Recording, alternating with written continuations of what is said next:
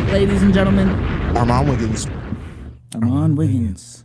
Welcome back to another episode of the Let's Keep It a Buck podcast. This time, not well actually, we are back with the three-man weave combination. Look up at the camera, man. Look up at the camera. Look up at the camera. They want to see your eyes. I seen that. I seen it in the comment section. They can't see my eyes? You look down too much. That's what they be saying. You ever thought maybe it was like a racist comment? Oh, I can't see your eyes. Nah, I thought they were saying you look down too much. That's exactly what I thought. Nah. You think too good of people, man. I ain't gonna lie. Wow. They went. Y'all thought Where are they? totally opposite. You look down too much. Nah, he's racist. This is gross.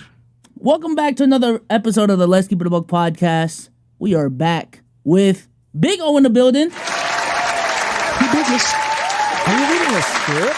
Oh my god! Are you? There's no it's just a script. question. You just looking down a lot, for real. Like Yeah. I got y'all on here. You got to look at us though. Yeah. I got the notes and everything. Like, man, we've been finding these last 4 pods, man. This is how I've been doing it. I just been asking. Like, you just got to look. Like, all right, I'm gonna look down too. We didn't pass the Trinity exams. I'm gonna look down. Look down. Though. I mean, let me look down. Oh my god, bro! All right, I'll look up like Kieth Lee. I'm doing a Kieth Lee video right now. Just sometimes, just look up type shit. You know. I do look up, man, especially for my hot take of the week, because I know that's getting clipped up. You know, I look up.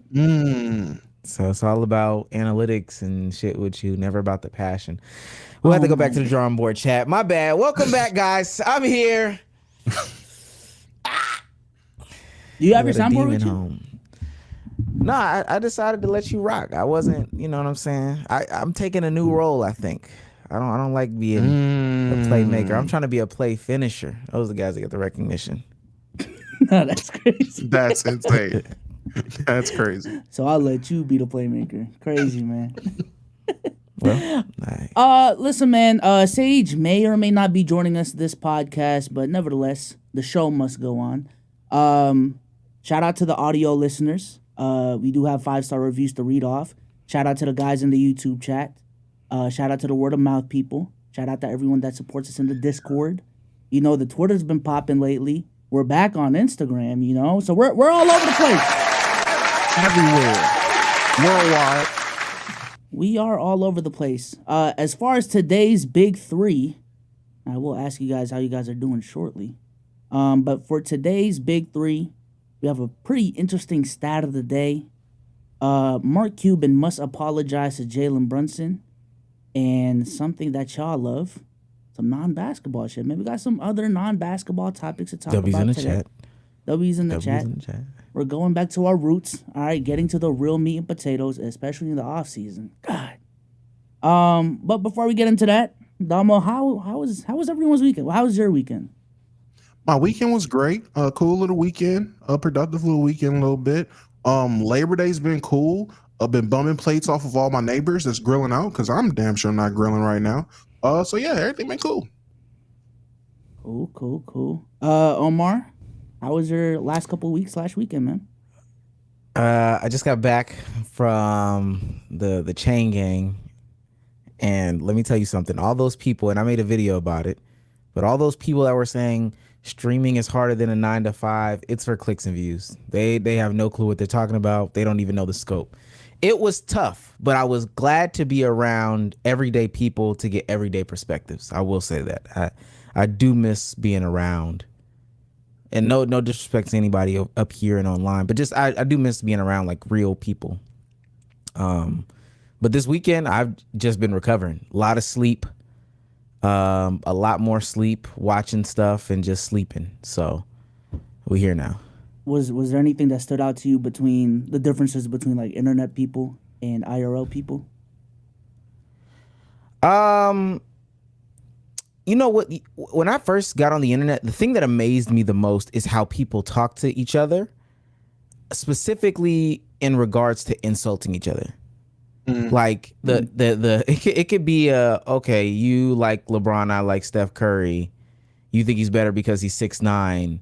My next response is gonna be bitch ass nigga, and I'm like, I was caught, I was taken aback. I was always taken aback as to how crazy that was. But like, in real life, like people just don't talk like that. So it was good to have disagreements in real life and not be caught with like a bitch or what, just turning it up to the 10th degree. So you don't got And a then backbone? I feel it. all the stuff about people not getting along and people having different perspectives and these generalities, like that stuff doesn't exist in real life. Just a lot of internet talk, to be honest with you, the things that we worry about. So that was great. No, I feel it. Can I ask? Was there anything about real life that you was like, I didn't remember this, or I forgot niggas was like this for real? Nah, I'm not gonna say that because I think for the most part I've always existed in real life, and this is gonna sound crazy, but I've always had I've maintained a job for most of the time that y'all have known me. Like, Yeah. if I'm not mistaken, I've always maintained some sort of job. I've always been in school. I've always been doing something that took me out of the house intentionally. There was only like a certain stretch of time, like last September to December-ish, where I just straight stayed in the house.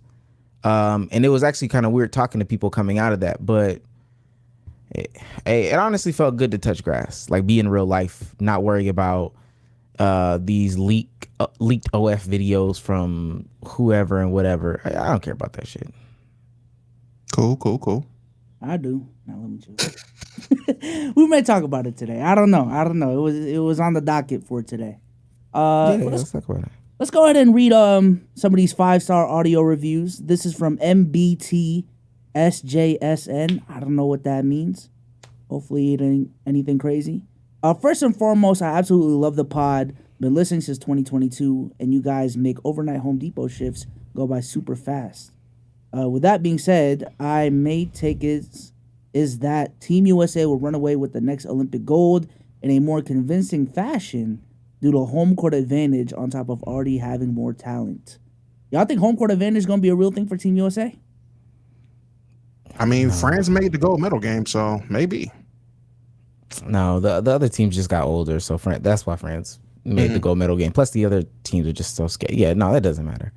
I don't know if y'all can bring up super chats on y'all end, but for some reason it won't let me bring up super chats on my end. But I do want to shout out Bryce Mason for the gifted membership. Become a member today. We are releasing a lot of MVP content, membership content lately. Our back catalog is fully out there. And we got long roster for $20. All right. He says, Uncle Omar, why was you slaving at the plantation? Damn. Can you read that? Can you? I was just reading it. I said he says. Bleep it? You didn't feel like the bleep like certain words? Yeah. What would I bleep? Plantain. You could have slave. Mister instead of master. Worker instead of slave. Improvise, man. Was where He didn't say master. This is a genuine question. Oh, I said didn't say that. This is a genuine question. Were the Filipinos ever enslaved, Bsolz? Yes. Oh, By you get Spain, okay. Spanish people. Okay. You're cool. I mean, it's for my job. Like the expectations of a job are so crazy. Also, you got to go above and beyond sometimes. But we were implementing this software, and then we had to physically put down the computers and pick up boxes because shit was just not going right. So that's why I had to slave at the plantation. It was much harder than putting this camera on me right now. Okay. Yeah. Let's go ahead and get into stat of the day. Brought to you by Reddit. Reddit. Let me bring it up right here. Boom. Stat of the day. LeBron James has put up the most career points per game while making exactly 0 free throws with 21.6 per game. Very interesting stat. I do want to build off of that by giving y'all a little bit more stats. This is the list of highest point per game games if you take out free throws made. All right, for all time.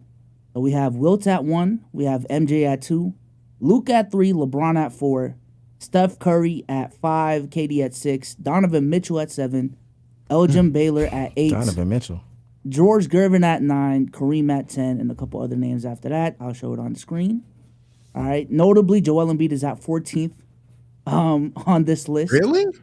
Yes. This is without free throws included. Joel Embiid is 14th on this list. AI is 13th.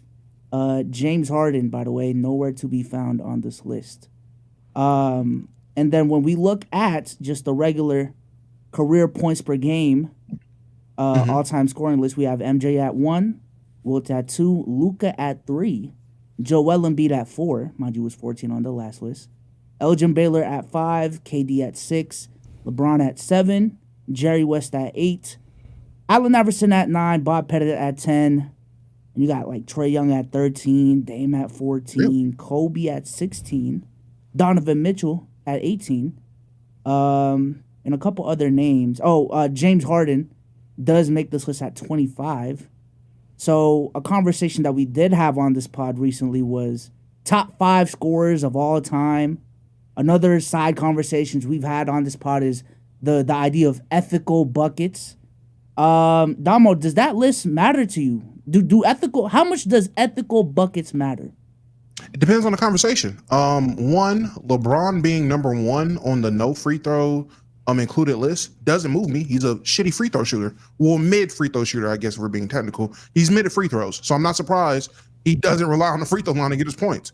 I am surprised Kevin Durant's name, I don't believe, was brought up at all in the without a free throw thing. So got to question his ethics in terms of scoring. Maybe he's not as ethical as we thought. But ethical buckets matter to me in terms of the context where you want to use it. Yeah, I don't think it matters to me, at least, because at what point do we ever really start talking about how somebody scored? I think this is like some new age. A lot of this shit is new age stuff, and again, because I just came out the real world.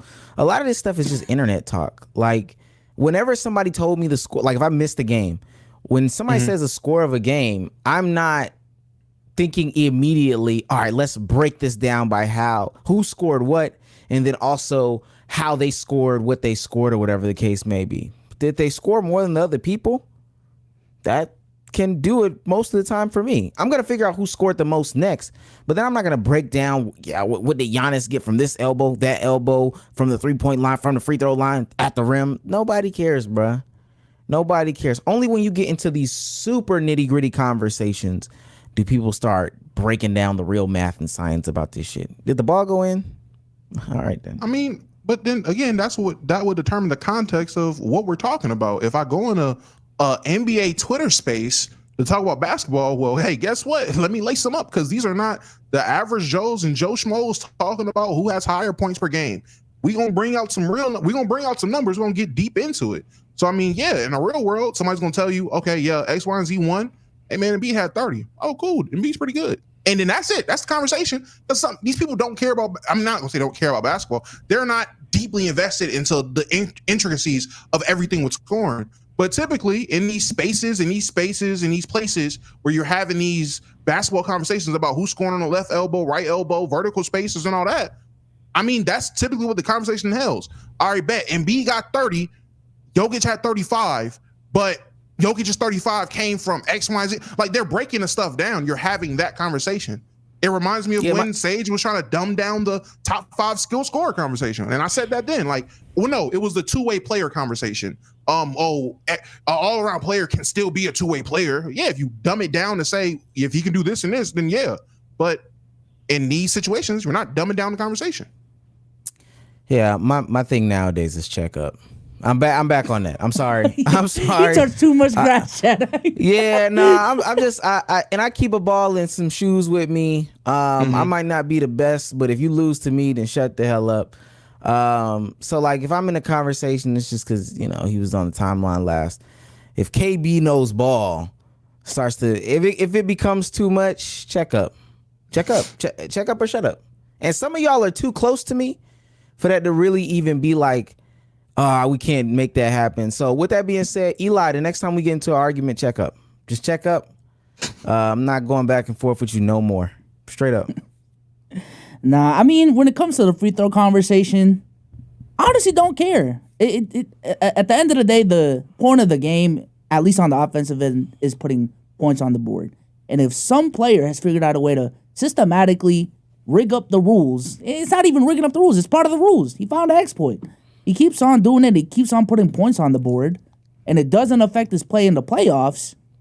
It doesn't matter to me. The problem is when it comes to the top tier foul baiters, is that their numbers do drop in the playoffs when physicality goes up. They're trying to foul bait. Now that shot that was gonna be 2 free throws ends up just being a flat out miss because he was trying to foul bait. I think that's when that stuff matters. But in terms of just like, oh, he got 35 points, but 17 of them was on the line. Man, who cares? He got 35 points. Who cares? But what player, in terms of we're talking about the foul baiters, what players does that not apply to where their game is, I mean, they heavily rely on foul baiting. Let's just call it spade a spade. They heavily rely on foul baiting, but when they get to the playoffs, they're not affected by it. I mean, that's why it matters. That's what, when we're having these conversations. Oh, shit. Was D-Wade was an OG foul baiter? Consistently? Yeah. Consistently? Yeah. I guess. I mean, if you want to say so. I don't think so. I mean, I would have to go back and look. I'm not even gonna act like I just know offhand. Let me do the math. Hey, if I'm wrong, I'm wrong. But D-Wade was just to bring up the numbers. I think this is like a 7-8 year time span of playoffs where he was averaging 8 to 10 free throws a game, and this is including the LeBron Miami era. And that's absolutely fine. And guess what, Bsolz? You know whose name is never brought up when we're talking about the most skilled scorers or the best scorers? D-Wade. You should be. Who's somebody? Who's somebody that we should look at? Who's somebody that we should look at then? For foul baiting high scorers. That it also translates to the playoffs? No, that it doesn't. Joel Embiid and James Harden. Joel Embiid and James Harden, both of them.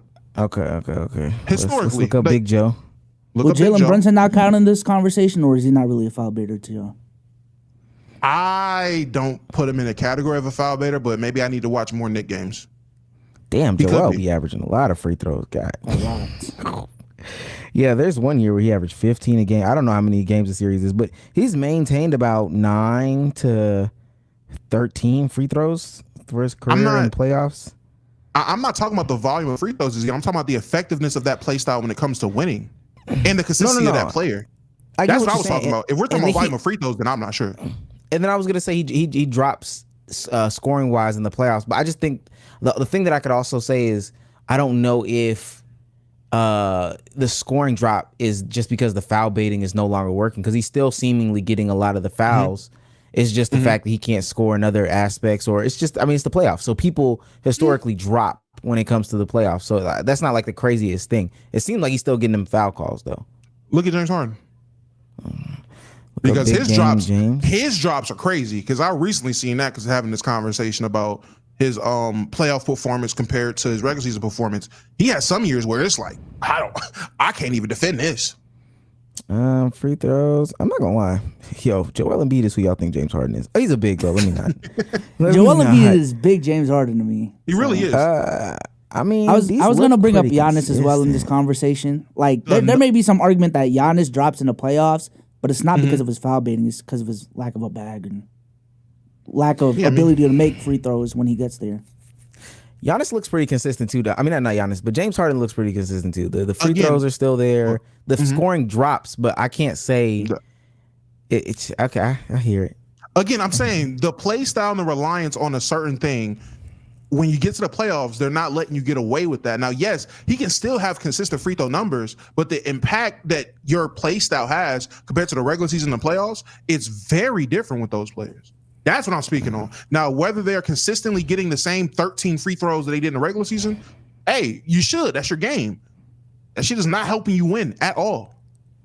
He still has some pretty deep playoff runs, though. I will say that. Very true. Very true. He still has some double-digit playoff runs. Philly 11, 12, 12, 11, 17, 11. Mostly Houston, there was like a year where they don't.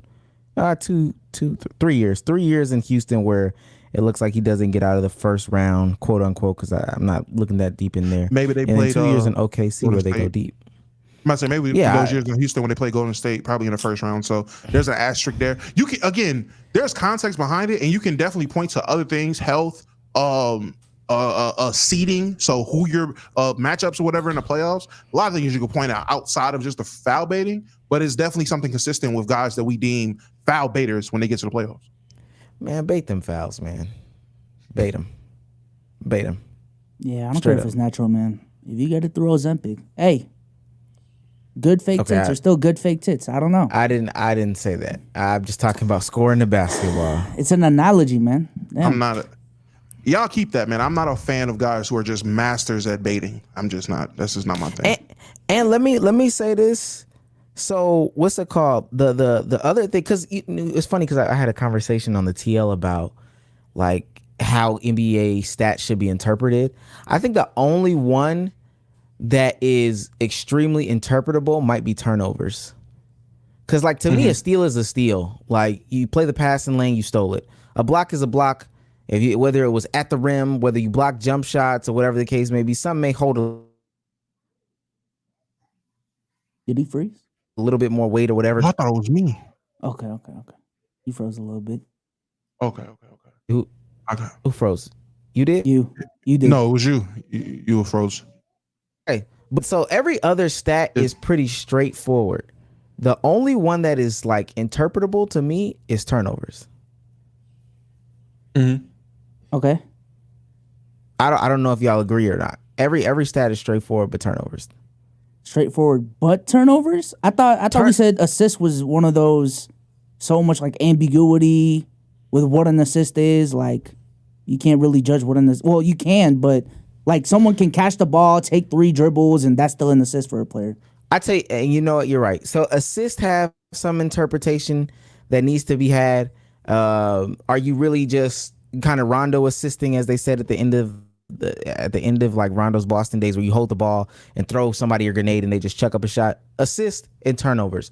Those are only 2 that really need a lot of interpretation to go with them. I ain't gonna lie. Recently, especially because of Tatum, rebounds. Gotta give context to rebounds now, because I never heard of the term uncontested versus contested rebound. But this past playoff run, watching Tatum, hey man, I am a wholehearted believer in the fact that all rebounds are not weighed the same. They shouldn't be weighed the same. And all rebounds are not the same. An uncontested rebound means significantly less than a contested rebound. And it's a lot of guys who are getting up there with 10, 11, 8, 9, 10, 11 rebounds. 7, 8 of them are uncontested. Are we really counting these rebounds? This is crazy. Is that a significant stat? Tatum was the guy that made you open your eyes on that? God damn. Yes, it was Tatum. It wasn't like Westbrook or Harden? No. I mean, I've been called Westbrook a loser, but nah, it was Tatum. Tatum opened my eyes to the concept of uncontested versus contested rebounds. Does that matter? Like that's the thing where I'm just like, no, I hate to be that guy, but like if you get, all right, let's say it's to get another possession. Because low key, I feel that same way about Angel Reese. Like I do think people be dragging it. Yeah, they are her own misses, but if she's creating another offensive opportunity, like I don't really give a shit too much. And then if she's ending a defensive or she's ending the possession on the defensive side, whether it's contested, not contested, people are fighting. I don't know. If we're using rebounding as a stat to determine how good of a glass cleaner someone is, and let's just use Jason Tatum as an example, 90% of his rebounds are uncontested, and then we look at Mitchell Robinson, my favorite guy to bring up in this conversation, or Josh Hart, where a lot of them are coming off of offensive rebounds and really fighting on the glass, and it's not just getting uncontested rebounds and then leaking out. Yeah, I do think that does matter. It matters in the conversation that you're having. Again, if we're sitting here talking about our favorite players and Bsolz says, "Nah, I really like Jason Tatum. He can get a bucket. He's good on defense. He can grab rebounds." Then yeah, uncontested versus contested does not matter. But if the conversation comes down to, okay, who's the better player, or we're deciphering between people games, like deep-hearted, super online conversations do about basketball, if we start breaking it down, the differences between people games, and then someone brings up, oh yeah, Jason Tatum, he's definitely better than whoever because of the rebounds. They're pointing to rebounding for why he's better than somebody. I bet how many of these rebounds is contested between these 2 players, because then it will matter. Oh man, I feel it, but I feel it. At that point, check up. I don't know. at that point, that'd be the point. The only reason why I say that about turnovers, and I think people would say this about in all sports, because apparently other sports look at like forced turnovers versus unforced turnovers. But like in the NFL, I think like most recently Lamar Jackson was a real case where people were like, yo, we gotta look at forced turnovers and unforced turnovers more seriously, is that even on the most casual scale, the idea of turnovers, like people really looking into turnovers, should be taken more seriously just because of the impact that they have, or was it really that player's fault, or et cetera, et cetera. Everything else, check up. Oh my God, check up. Chat is saying PC really changed you, Domo, when it comes to these talking points.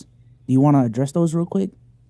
I mean, yeah, nigga, you're not wrong. I spent 5 days a week for 3 hours a day debating people who are in debate leagues. Nigga, yeah. I definitely went from, X, Y, and Z's a loser because he lost, to let's really decipher the differences between uncontested and contested rebounds and vertical spacers. I'm sorry. Like, I had to hold my own over there. It's different. Them dudes, they really love ball.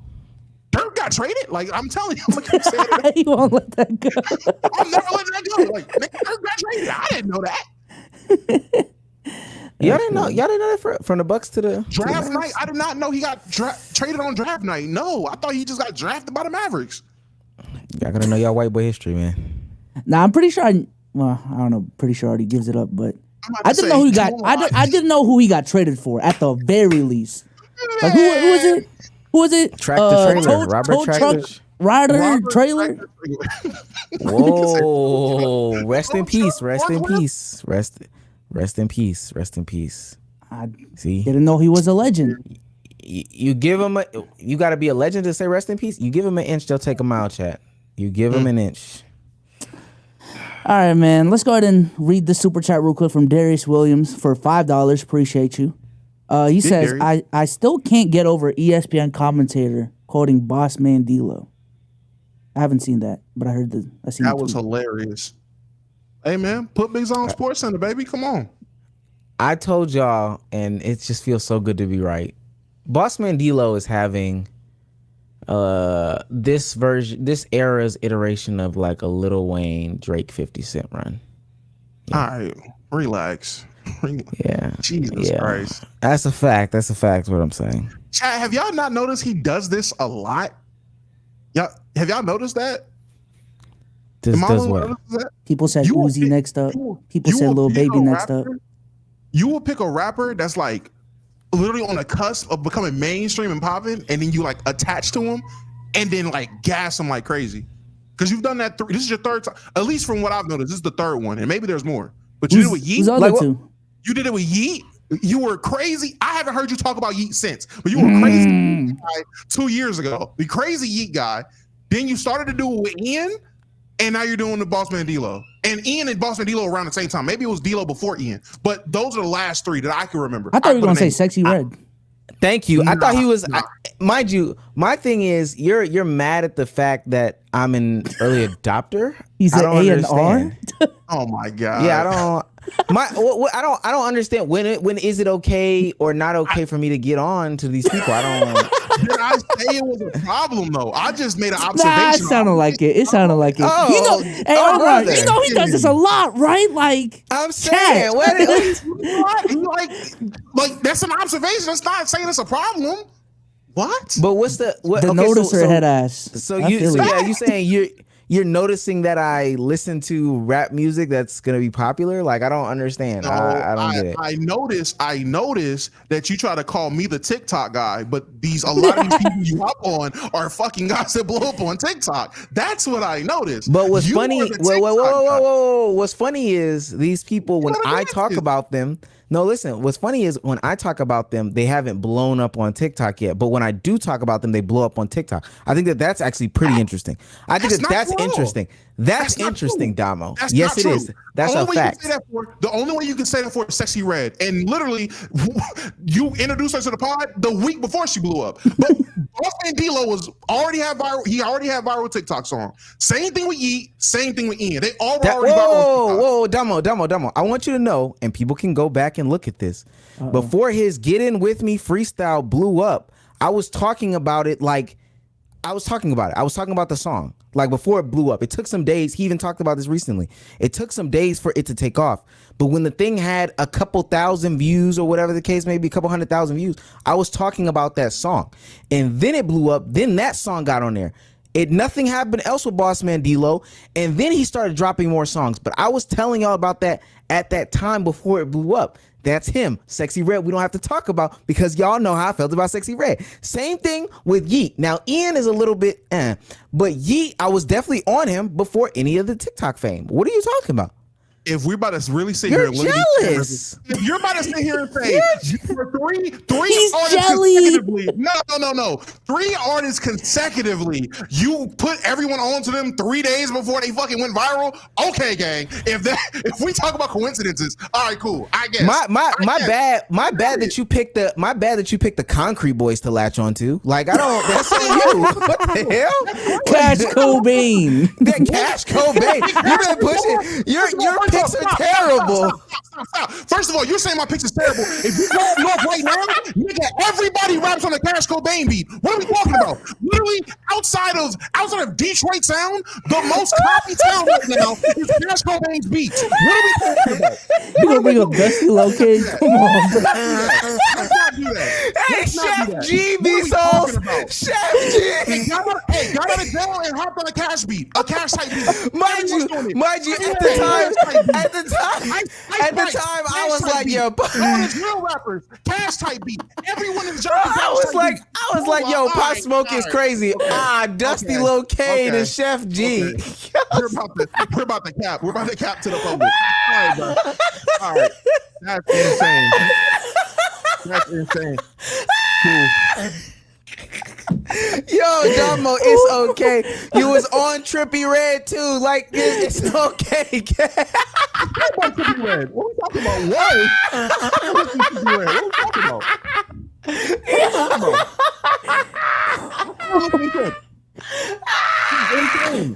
I don't like being dubbed the Concrete Boy God. Nigga, I listen to Caribou. That was really it. I can't name none of them other niggas. You was late on Caribou too. She already fell off with you like. Hey, I be popping in the Domo. Said, I ain't gonna let you fire. She already got her ass exposed, man. Come on. Oh fuck. I be popping in the Domo streams. He be like, let's see who's on Lyrical Lemonade this week so I can push him. And no, none of them. Because I tap into Lyrical Lemonade. Oh my God. Domo. Oh my God. You don't like Cole Bennett now? We can't Cole Bennett channel? This is crazy. Oh shoot. That is crazy, bro. That's a clip right there, by the way, man. Oh shit. Oh fuck. All right, man. Let's get the hot take or hot ass. We got some more super chats. You do want to read those? We do? I only seen one. It's because I got him locked. Shouts out to Heisem. He's gonna kill me for butchering the name again. He sent $2 to say, you must have dropped some boxes on your head, Omar. Which maybe, I don't know. That was also a possibility in that warehouse. So, yeah, that was the only other one that was above that. Okay. I wanted to say. Shouts out to All right, Domo, man. Big ups. Let's get to a hot take or a hot ass, where we bring you guys some of the hottest takes of the week. Anthony Edwards really angered a lot of these old heads.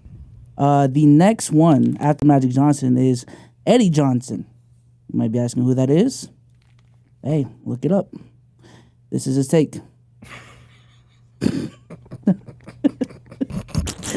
What comes out of his mouth is he thinks he's the new Charles Barkley. He said, well, guys are more skilled today. I said, how many points you get for dribbling? I couldn't jump over a nickel, but I scored a total of over 20,000 points in my career. Our skill back in the day is better than today. IQ is better. And I tell him to his face, oh, trust me, I would, because he's a young dude. I think he's going to be a tremendous basketball player. So Don't get me wrong. He ain't special right now compared to Clyde Drexler. George Gervin will have you babbling to yourself. Dwayne Wade wear you out. You know, guy won a gold medal. He goes a little deep in the playoffs and all.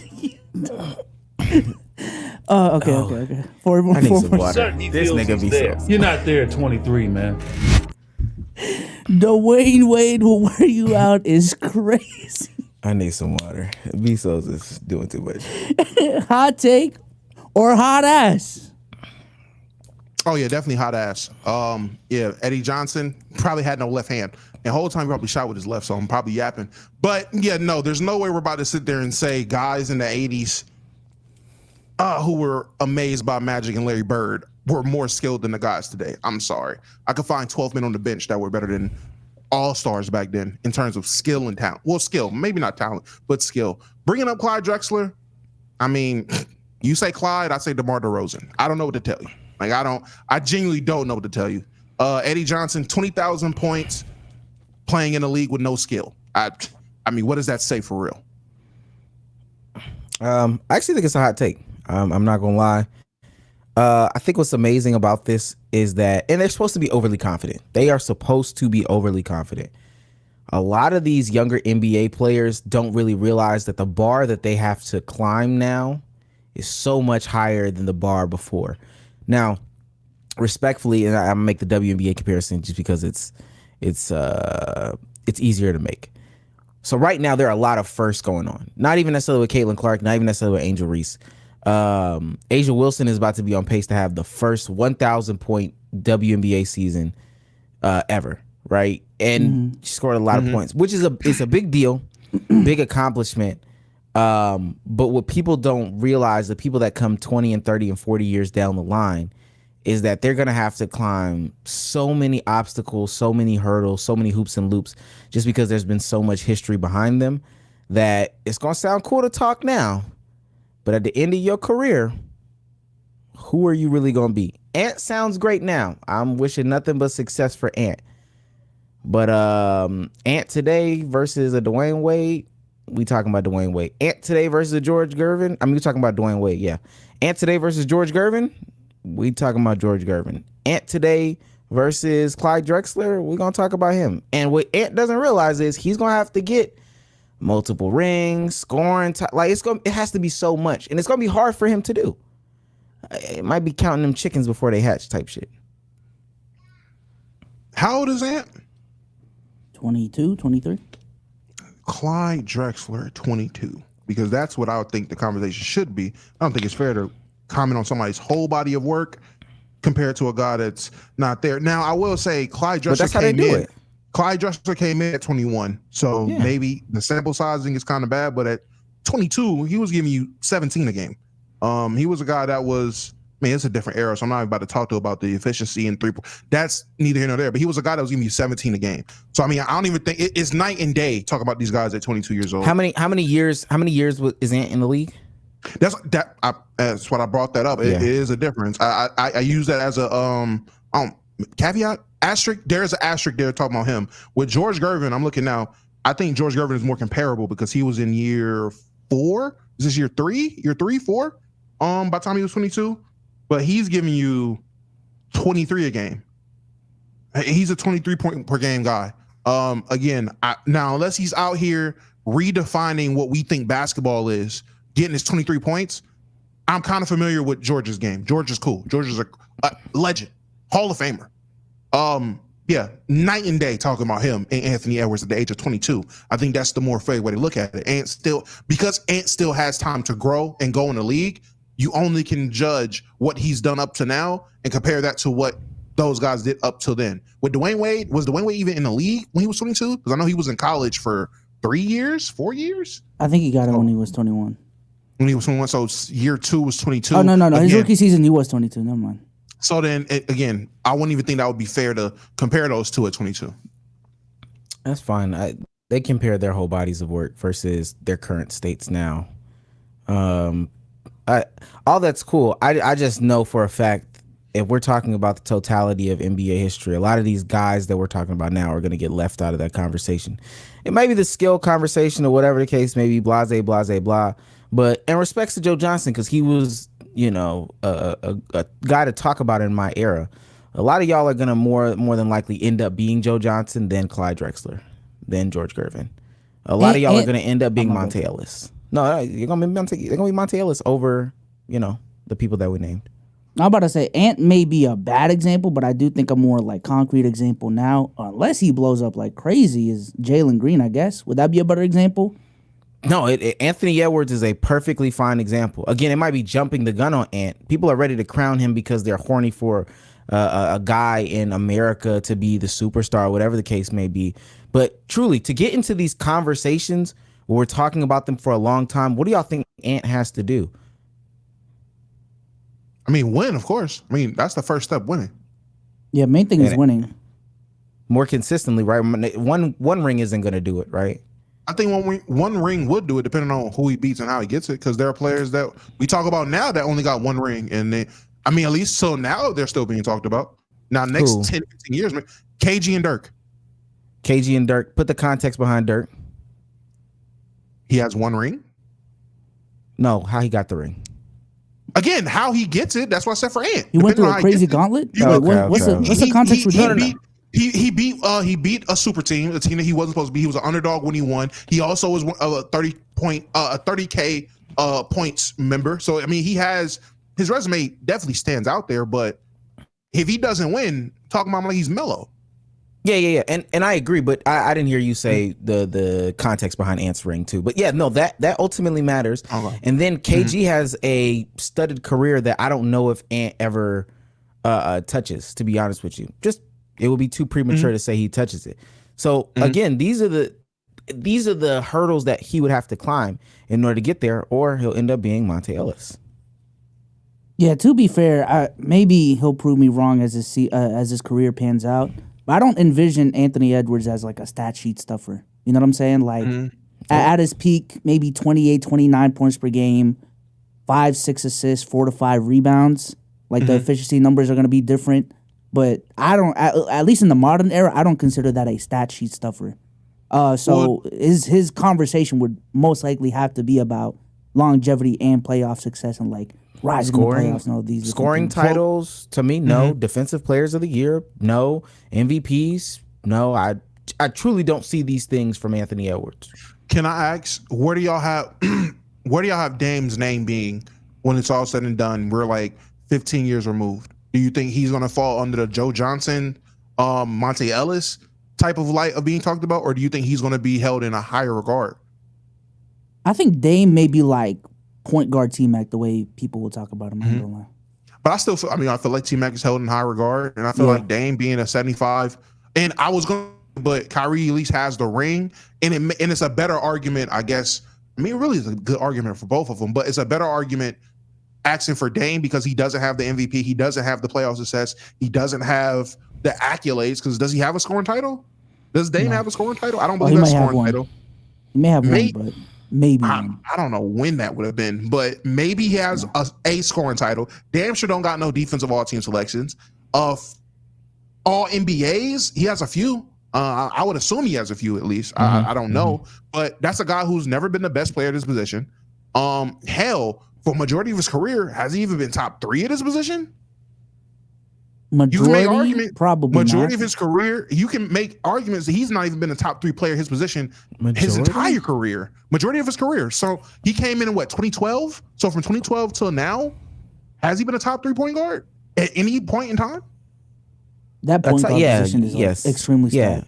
You saying at any point in time, yes. Now, as consistent, I don't know. I'm about to say I lagged. My fault. Yeah, my fault. I lagged. You said at any point. I don't agree with at any point, but you talking about consistently. Russ might have a year here. Chris Paul, Steph Curry. I see where you're going with it, but to answer your question, I kind of agree with Bsolz. He's probably end up in that same T-Mac, Vince Carter conversations, and I know you talk about them being guys, but one, we're not too far removed as to like the 70s and 80s as to the guys that we're talking about. And two, I'm not gonna lie to you, we don't, besides ball don't stop, people aren't really talking about T-Mac and Vince Carter especially. Like, we ain't talking about them like that. But I can give you Vince Carter. I'll give you that. And we're not far enough from, once it gets to what's the 70s is 40 years ago, right? 50 years ago. So 50? Yeah, once we get that far removed, trust me, we definitely gonna be done with the 2000s. Hell, what? I started the 2010s roll, so yeah, we're done with it now. Yeah. Okay. All right, man. Next hot take or hot ass is going to segue us to our next main topic as well, and that is the Jalen Brunson, Mark Cuban conversation that happened this week. Apologies may be handed out, but let's start off with this take right here. Not directly about Jalen Brunson, but this is actually about the Mavericks' recent signing in free agency, Klay Thompson. This is what Mark Cuban had to say about the Klay Thompson signing. You know, there were times when we couldn't score, and we really wanted, and it was more just hitting open threes than anything else. And then obviously the big addition was Klay, just somebody who you have to face guard, who's going to, make 40%. And we're hoping, at Golden State, he had to always be on the move. They had that motion offense where he was always coming off screens and running. We don't do that, right? Or not nearly as much. I'm sure we'll run some of that action for him, but just standing in the corner and, standing in the, in the wings and just catch and shoot from Luke and Kai. Hopefully his life's going to be a lot easier. So we'll be able to defend, make shots, and have a lot of depth, and let Derek Lively just keep on growing and getting Gaff and, and PJ also, we got more size, got better defensively. So, if we can make shots like any team, but if we can make shots and keep on defending, the West is a beast. OKC got a lot better. I wish you guys would have had some money to keep, Hartenstein. But, yeah, I think, we got better, but so did the entire West. So Klay Thompson was a pretty big signing this offseason. And, over these last 2 to 3 years, there's been conversations about Klay Thompson being washed. He's not the same Klay anymore. He's overrated. I think he went 0-10 in the play-in game last year. Do y'all think Dallas is a good fit for Klay Thompson, or is it, hey, Klay is washed, he's going to be washed wherever he goes. This is not a fit thing. He is washed. I personally believe this is a great fit for him for what he needs to do now in his career.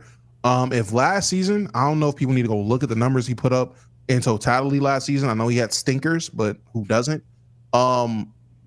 He was definitely chucking. He was definitely not who he used to be, and he was still putting up numbers you wished a lot of your starting shooting guards was putting up. He probably had a bad efficiency year from three for Klay Thompson standards, but for any other shooting guard, would have been a career high for them shooting that three ball at the volume he was shooting it, the way he was shooting it.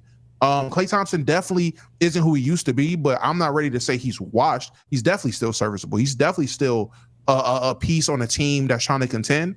If you ask me, would I rather have Klay Thompson or Tim Hardaway Jr.? Give me Klay Thompson 10 times out of 10. Like, what are we talking about? Yeah, no, I gotta agree. I hate to be the agreeable podcast here, but I like that Dallas team. I've liked that Dallas team for a long time, and watching that be one of the premier issues and fill it with subpar guys for a minute now, it's good to at least see that we have somebody who is a threat. So I said we because I'm talking with the Hawks. Yeah, no, it's good to see this. There's somebody that's actually a threat there.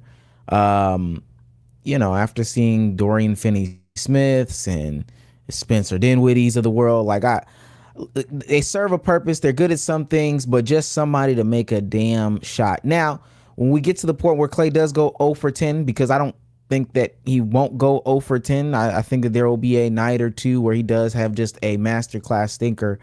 Well, somebody will try to circle the block. But like somebody in the chat said, 50, 40, 90. And we're just talking about that like it's nothing to really even talk about. Klay is great, especially when you pair him up with Luka Doncic. I love the move. I don't think that it'll be the thing that puts them in this boosted conversation to win the West, over everybody else. But I think it's a great move. I think it's a great move. Fuck yeah. Yeah, nah, this is a guy that averaged 18 points last season. I'll bring up the numbers right now. 18 points, 3 rebounds, 2 assists, 43% from the field is on the lower end of his career. But again, I'm pretty sure we all agree he is not prime Klay anymore.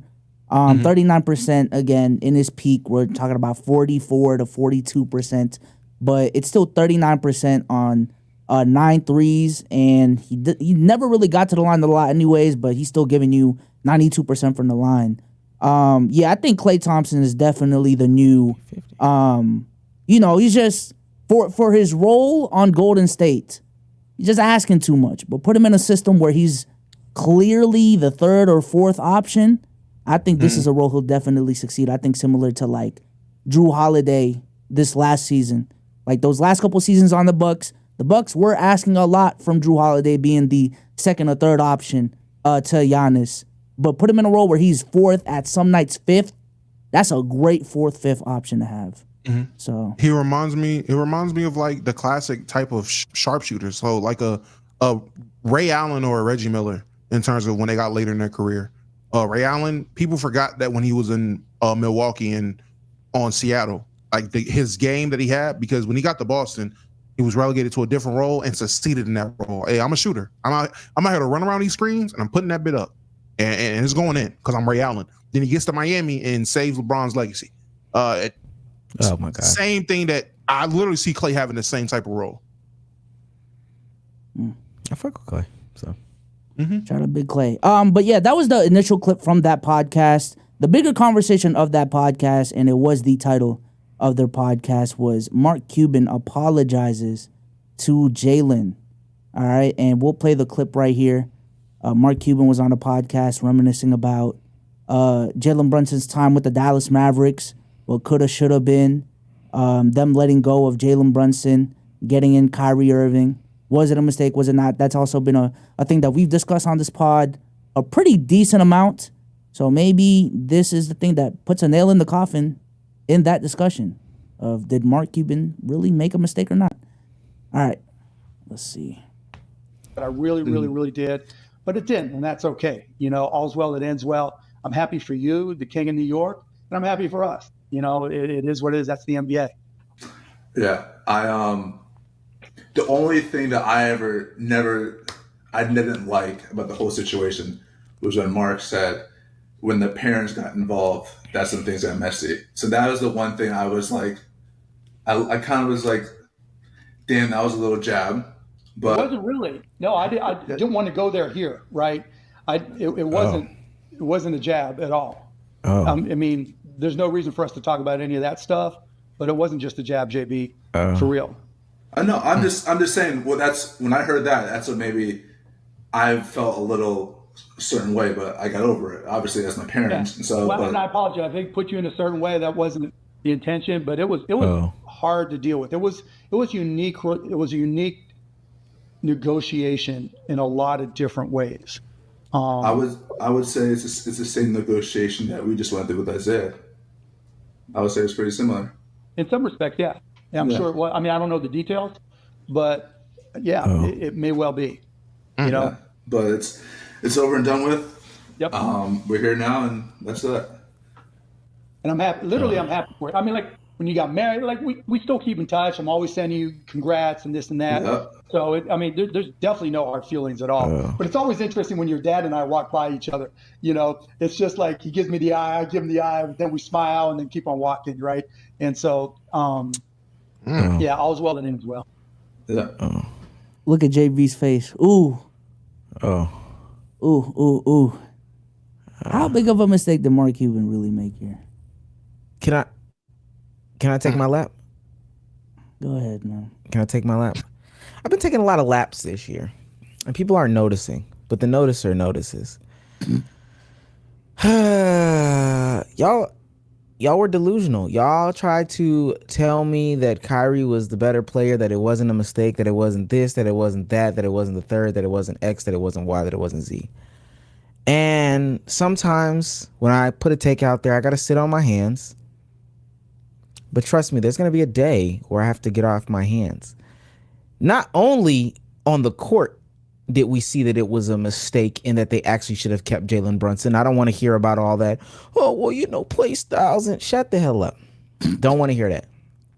Okay. So not only did we see it on the court, but behind the scenes for the past 3 months, it seems like, well, we're in September now. It's been more than 3 months. Damn near for the past year of 2024, we have seen Mark Cuban go on this tour of basically saying, yeah, we regretted not getting Jalen Brunson, especially for the money. I think that's what people forget all the time when I had that talking point, is the fact that play style is one thing, but the main thing was the money. And That nigga Jalen Brunson still doesn't like Mark Cuban. He's an interesting man. He's an interesting guy. Real quick before Domo goes, this is another tweet brought up. Jalen Brunson says the Mavs rejected a 4-year, $55 million extension twice. He's now making nearly double that in New York. When you read stuff, it doesn't always do it justice. Because I read that Mark Cuban, Jalen Brunson thing, the interaction, and I was like, oh, okay, this is cool to talk about. Hearing how it came out with the whole well, you know, it wasn't awkward. It was same thing that y'all just went through with Isaiah, right? Yeah. So it happens all the time, you know. Okay. That was a nasty interaction.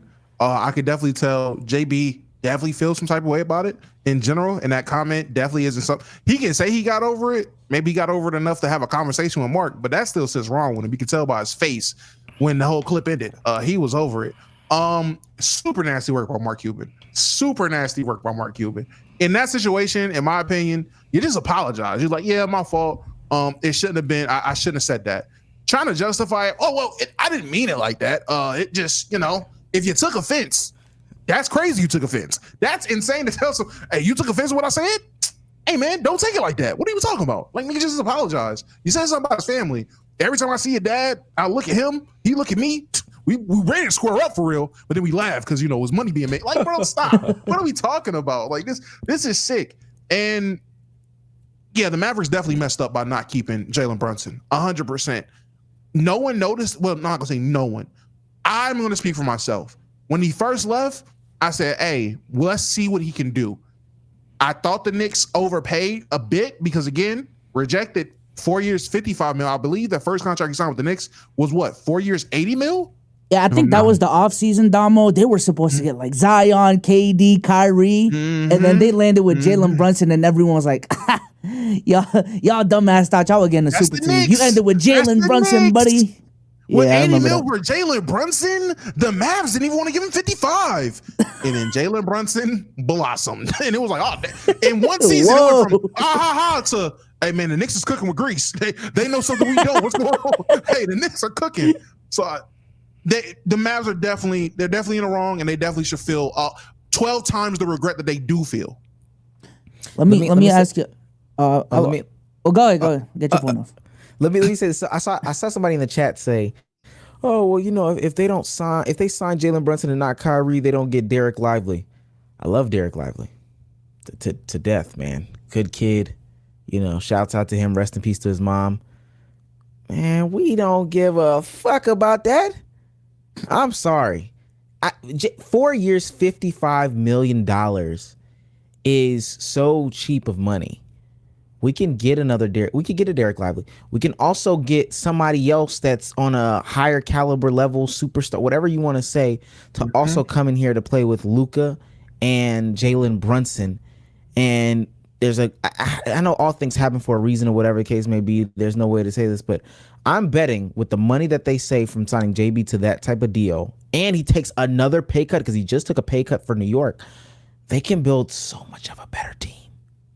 Oh my God! They could have been replaced Dwight Powell. Like, what are we talking about? That alone, on, the money they saved could have went to the replacement of Dwight Powell. Like, what are we talking about? Now, I do want to ask y'all, and I feel like I already kind of know y'all answer, but fuck it. So the Dallas Mavericks last season were obviously championship contenders and made it all the way to the finals. The way they played the second half of the season, they were championship contenders going into the playoffs. This upcoming season, they are still championship contenders. Out in the West. My question to y'all is kind of similar to what happened in Golden State. If the Dallas Mavericks do happen to pull off a championship in the next year or two, maybe even 3, do we take back these, y'all made a mistake not re-signing Jalen Brunson takes, or would it still be a mistake in y'all book, even if they get a ring? It will only be a mistake if Kyrie, I will only take back the, oh man, yeah, I made a mistake if Kyrie goes out and averages 45 and they win a chip. Like, Kyrie has to defy the laws of physics. Like, he has to do things that are literally out of this world for me to say, y'all made a mistake. They can still win, and I say, y'all could have won 2 years ago. You could have won sooner had you just kept this man and built better. So, no. Yeah, and I mean, you know, I'm going to stay consistent on this one. I'm not a results-based guy. There's so much that goes into it. So win a ring, don't win a ring, that doesn't necessarily matter. If we're just talking about from a strategy perspective, to get a guy on the caliber of Jalen Brunson, and I got to look back at, when things happened or whatever the case may be. We can even pull up his contract now. We're talking about $12.5 million a year for a guy that was second team arguments for first team. Was he first team All NBA? He wasn't first team. He wasn't, but everyone was like, he should have made over. He should have been second. He should have been first team All NBA. A guy that averaged 29 and some change points. There's no way that I could think getting a guy like that for $12.5 million, and then on the next contract he's willing to take a pay cut. He took a pay cut for the Knicks. I can only imagine what type of pay cut he would take for, that team. And then I'm going to be really nasty here, but the Villanova boys have always wanted to play together. What if he brings the Villanova boys to Dallas to play with Luka Doncic? Insane. That's a mind-blowing concept. So, yeah, you can say whatever you want if they win a ring or whatever the case may be, but I think the Villanova boys plus Luka Doncic, insert a center, man, we've got a team that has years. That's a team that I would put up against the five from like OKC for a long time, and I would say that they're better. Like that's a crazy team to even think about right now. Yeah. And I just want to say, in the words of Sage, before commenter 297 says, well, actually, they wouldn't be able to do that because of the money. They were able to build the Villanova boys on the Knicks while keeping Julius Randle. It would have been possible. Thank you. Yeah, because at this point in Luka's career, this is not because I even had to take with like the Spurs. Man, we don't have to build this championship contender by year two. Like, give him time. I'm sorry, that's not the case with Luka. Luka is going into, what is this, year 7? He is 25 years old, so the time to start winning championships is like right now. And if we go back in history and hypothetically say like the Mavs truly wasted Luka's prime outside of that 1 year they went to the finals and then got dog walked, man, that Jalen Brunson is going to look extremely bad. Real nasty. All the Villanova boys, as I'm looking at it right now, are literally like 28. Luka's 25. Hold on, I can't look up Dante DiVincenzo for whatever reason. I spelled his name Fonte. Dante DiVincenzo is 27, but he'll be 28 in January. So they're all around 28. Luka's 25, a 3-year variance. You get a center in there. That just spells into the 30s we're building something. And again, these guys are willing to take pay cuts to play with each other. Add Luka Doncic, no income tax in that state. I just don't know why we're not talking about a team that rattles off more than 2 at that point. Could you imagine? I don't know what that looks like, but just my dick is getting a little hard just thinking about it. One might say a super team. I do want to bring this up from Sean in the chat. He says, true, if Brunson stays, how do we know he's going to turn into the player he did with the Knicks, especially behind Luka? Even if Brunson doesn't become the 29-point-per-game scorer that he became with the Knicks, we already had the sample size of them working together that year they made it to the Western Conference Finals. And then even outside of that, like Kyrie's a ball-dominant dude that averaged 25 next to Luka. So unless you really just value Kyrie's off-ball movement, and respect to Kyrie's off-ball movement, but even his off-ball movement isn't like Steph Curry out there. Overrated, yeah. Yeah. I think Jalen Brunson would have been fine. And again, even if he doesn't peak at 29 points a game next to Luka, a 27, 26 point per game dude next to Luka that's younger than Kyrie, that is going to give you more roster flexibility because he keeps on taking pay cuts and is just willing to take pay cuts. I would rather have that compared to Kyrie and a playoff riser. I would just tell Sean, Jalen Brunson turned into a 29-point per game scorer playing behind Julius Randle. I don't know why he couldn't do it playing behind Luka. Plus, they've done it before, respectfully. Like, and I know Bsolz kind of said that, but the other portion of that is it gives the possibility for Luka to not have to do it, so he can be the one to get the buckets while Luka takes his time and rest or whatever. And then again, I'm still thinking too far forward, but you bring in a Mikal Bridges, another guy who can do it offensively and then can take up the stuff defensively. That's just the team that you don't want to see. I think, and it's something that is unique in NBA times. We are really taking for granted Jalen Brunson. I'm bigging him up a lot is because he's one of the last guys, him and his collective, that stayed in college, then came into the pros and became very serviceable, good, and two of them all-star caliber players. Those are one of the guys that you keep based off of that alone, right? I understand that there are friendships in the NBA when people come in. There's not too many like that. So if you have the ability to get a guy, these are the intangible things that make you even overpay for a guy just because I have the possibility to get that guy. I want to if I know Giannis's contract is coming up 2 years before Giannis comes up, I want to get Thanasis, and I want to overpay Thanasis. Why? Because if he enters free agency and I have an argument to, send back to Giannis, Thanasis is over here loving my city or whatever the case may be, that puts me in a better place to land a Giannis because of the relationship. Sometimes it's more about it's more than the numbers. It's more than the X's and O's.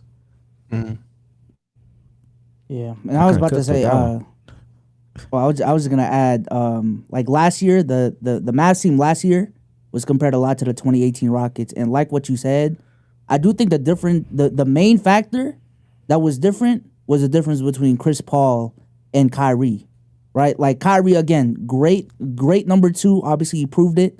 If you want to say good, that's fine, but I do think a big part as to why the Mavs weren't as good as what they could have been last season is because of the fact that when Luka was off the floor and Kyrie was asked to truly run the offense, he just wasn't there enough as a playmaker that he needed to be at. But when you have Jalen Brunson out there, who was able to give you 6 to 7 assists a game, who has proven by his own to give you around 8 assists by himself this season, I do think that's a layer to that offense that would have been much better, even if we're going to keep running the heliocentric style offense. So. True. With that being said, let's go ahead and move on. Well, not directly move on, but I do want to extend this conversation to owners that need to apologize to NBA players in the past. So clearly we just saw Mark Cuban. I apologize, Jalen Brunson. We fucked up. Who are some owners in the past that probably, should go out there and apologize? Oh, I can. Easy. This is an easy answer. Jeannie Buss. She's not only apologized to Lonzo Ball, but LeVar Ball. Because when LeVar Ball was sitting there saying, these motherfuckers don't know what they're doing in this front office, we all said, oh, what does LeVar know? What? A lot of people's out there, what does LeVar know? LeVar's just talking. He's just yapping. No, he was right.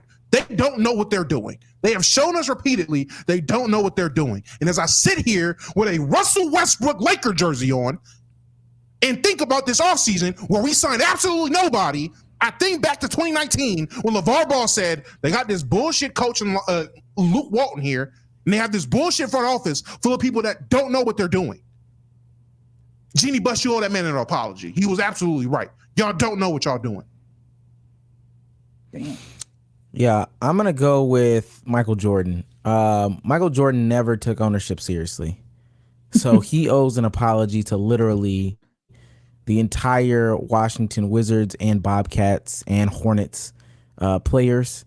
The city of Charlotte. It was just city of Charlotte. It was just never. It was never something that he took seriously. To be quite honest with you, he took it. He used it as a time to gamble and drink and say, "Hey, come to my sports games," and go to practice at 59 and try to embarrass players that ultimately were bad because he was bad at picking people who could make competent decisions. Okay, that's a flex. That's a flex. Yeah, I'm gonna say, and it hasn't fully transpired yet, but I'm gonna call it now. The owner of the Suns, boy, I think we're gonna walk away from this Kevin Durant era. Oh my God, they really did nothing with Kevin Durant and Devin Booker, bro. Like, geez, wasted prime years of Devin Booker and Kevin Durant playing like way out of his league in terms of like what his age is supposed to be. Yeah, doing nothing with it. Absolutely nothing. He owe us an apology. Damn that. He owe everybody an apology, not just the Suns, not just the players. Wasting Devin Booker. That's whew. Another one I want to apologize to. I need an apology from Hawks ownership and management. Too many brand / jersey / identity changes for a team who never really established a brand / identity or a jersey that people liked. Some of the color combinations were nasty. I don't know if y'all remember that red with the triangles in it, and they paired that with the black pants. I can pull it up and put it on. Yeah, it's just too much for a team that doesn't have a lot of success, and then to put a barbershop in your arena, win games. How about that? I don't care what my favorite player's haircut is like. Win some games. Ooh, I got another one. Sam Hinkie, man. God, yo, I'm not gonna lie. If we walk out of this process with 0 rings, boy, all of them years losing on purpose, getting historically bad teams, was for nothing. I'm sorry. It was for nothing. Nah. Asterisk. Nah. He got fired before he was actually able to fulfill his process. Which draft was it? Was it the Jason Tatum? I think it was the Jason Tatum draft where that was like the first draft where Sam Hinkie wasn't a part of it. Like, didn't he get fired before that year or going into that something, whichever it was? There was a disconnect with the actual start of the process, and then whoever picked it up after him and tried to carry the torch going on. So there was a drastic difference in philosophies going forward. I don't know if we could just blame Sam Hinkie. Either way, someone got to take the blame for that failure. Now let me check. I'm blaming Joel. I ain't gonna lie. I'm blaming Joel. I would say this. Hey, another one. Honorable mention. Whoever owns the Bulls, because I don't know. That nigga needs to apologize to everybody in Chicago. Apologize. Y'all had this offseason where it was like, okay, we stink. Let's go ahead and blow it up. Let's go ahead and just rebuild. We stink. We got unlucky. It was a light 2 years ago. The light is gone. That motherfucker came out and doubled down and said, nah, we got this. We can still win. And to show you we can win, let's trade Alex Caruso. Not for picks. Not for a future. Let's get Josh Giggity. Come on, man. No way. Apologize to that city of Chicago. That's crazy. Yeah. Nah. What's his name? Last one I'm gonna add. James Dolan. It's amazing how easily competent of a team New York could have. Like I now, and we might be gassing it way too soon. I'm too super high on New York, but it seems like it actually is pretty easy to build a team in New York. Didn't really even know that. It actually does seem like people want to play in New York. He has been the reason that it's been held back for so long. And we should have known when like Melo and Amari and them wanted to come to New York and play. We kind of looked past that. But basically, from the late 90s, honestly, New York has been bad for a long time, and people don't talk about it. From like the 90s up until Melo, they were pretty bad because there was an owner who just refused to make competent decisions. And even in the late 90s, they kind of got lucky with that lockout shit. So yeah, when you make New York a bad free agency destination, not because of the city, but because of the owner, I don't want to play for this guy. That's pretty bad. Oh shit! Bad. Not pretty bad. What's very his name? Bad. Donald Sterling. Definitely owes his players an apology. Definitely. He owes everybody an apology. Oh my god. OV an apology too. All of them, bro. Jesus fuck, man. Honorable mention, the casting director of Clips, since we're bringing up Donald Sterling. That nigga owes me an apology because them castings was horrible. Horrible. Bsolz, I've seen you and Sage's video about it. You were right. Never seen a show with too fast pacing. That's insane. Shit was just happening. Like, stuff was just going on. No hoop being played. Like, what are we talking about? And I swear it wasn't the editing. They ran through a whole season of the Clippers season in one episode. One episode, bro. So much was happening, man. God, didn't know there was so much hatred in that locker room, but I can't really trust that, though. I can't really trust that show. I think it was hatred in that locker room. Oh, yeah, but everything just looked too fake in that show, man. I don't know what was real, what wasn't, man. Everything can look fake when the casting is that bad. Matt Barnes is the tallest player on the team. Like, yeah, no, that was crazy, bro. Chris Paul did not look like Chris Paul at all. Taylor Griffin. That wasn't Blake. That was his brother. That was Taylor Griffin. That was probably the worst one outside of Klay Thompson. Blake Griffin with zero muscle is crazy, chat. Oh my god. Bro. Just all neck and Adam's apple. I know this is totally to the side. Shouts out to Aaron Gordon, man. That's why he changed his jersey number to his brother Drew Gordon's number. Recently passed away. Shouts out to Aaron Gordon for that. Shout out to Aaron Gordon, man. Round of applause. All right, let's go ahead and move on to a quick little segment that I want to do on the show today. 2K is coming out in 2 days. Has the excitement build up? No? No, not at all. Omar, you going on the Play Now grind this year? They did update Play Now Online now. Hey, I ain't gonna lie. I seen Vlad's video. Hey, and no cap, I got some secret stuff coming out, but I am gonna go on a training arc, and it is going to feature some of your favorite creators. Haven't reached out to them yet, but I'm pretty sure they'll be down. September is gonna go crazy for me, but yeah, just stay tuned for that. I actually am a little excited about 2K, just for the content that can be made. Okay. So in the spirit of 2K season, we are going to be giving these YouTubers 2K ratings. All right.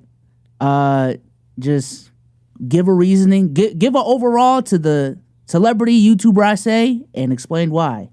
Number 1, Kai Cenat. What is Kai Cenat's 2K rating? Oh, I knew he's going to start there. Yeah, I'm taking this back to 2K10. Buddy's a 25 overall. Oh, wow. He talking about on some park type shit. I was at least gonna give him a 63. Kai has gotten better at basketball. In what aspect?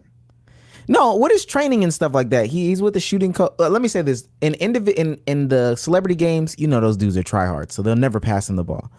But from a long time ago till today, Kai has gotten better at basketball just simply because everybody around him has been playing basketball. He's forced to play basketball more than he's ever had to. Kai's gotten better at basketball. So 64, 65 is probably spot on. Right. No badges. Negative badges. He owes people badges. He owes the game badges. I can't think of a badge that he should get. Next up, we have I Show Speed. Oh, 73. He's bad at basketball. His too. physicals are up. His physicals are all the way up. You got a couple badges because You're of right. physicals. You're right. His physicals are up. So he's a 50 because he's definitely bad at basketball. So with his physicals being up there, he's a 50. No badges. I don't know what badge you got. What, hustle? I don't even know if that's a badge. I think he's worse than Kai. He's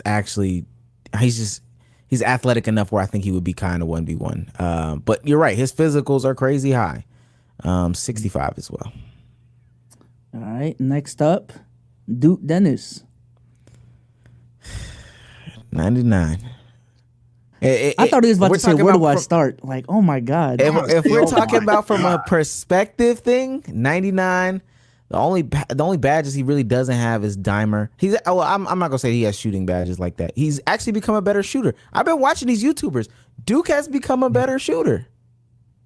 Based off everything I've seen from Duke, accumulated of all the videos I've seen him play ball, I'm confident when I say 83 overall. Couple gold, couple silver badges. Domo, is this in perspective of all, like, this is not versus NBA players. This is just perspective of like the people that play basketball. Yeah, I don't think Duke is an 83 overall NBA player, regardless. But no, he's like he has to be. I think he's an 83 compared to YouTube basketball players. I think. Okay, so who would be a 99 then? YouTube basketball players. This is where we're about to Let me disagree. stop. I'm joking. Duke Skywalker, actually, he'll be a higher overall. A 99. But see, that's crazy. A 99 is crazy. It would have to Well, be like there's no 99. It'll be like the professor. I would say Frank Nitti. Frank Nitty's probably a 99 in terms of YouTube basketball but see, players. that's no. But that's why I never count. And when in these conversations, I never count those people who were basketball players who just started getting featured in like some YouTube videos, or they might have started picking up a camera. I'm talking about people who started off playing 2K, started off playing Call of Duty, started off creating content.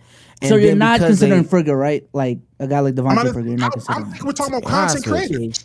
He might be the only one in that conversation, maybe, but no, I'm not counting what's his name, Matthias Steibel, because he picked up a camera during the bubble. Like, no, I'm not. Or these pro dunkers, huh? Who the freak did he play for?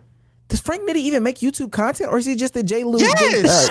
No, bro. Yes, Frank Nitty makes content. He makes content. He's a content creator. No, I'm not counting the Drew League All-Star in this conversation. I've never done that. Let me if your content is playing pro-am basketball, that is kind of Mickey. I will say that. Like, if we're talking about fucking Duke Dennis and I Show Speed, like Domo, he doesn't have a YouTube channel. What are you talking about? If we're talking about the guys that came from 2K, so they came from behind the controller on the court, Zach 2K, I think he's better than a lot of these niggas we're about to name. But I don't even know if Zach is a 99 because I haven't seen enough to say 99 for Zach.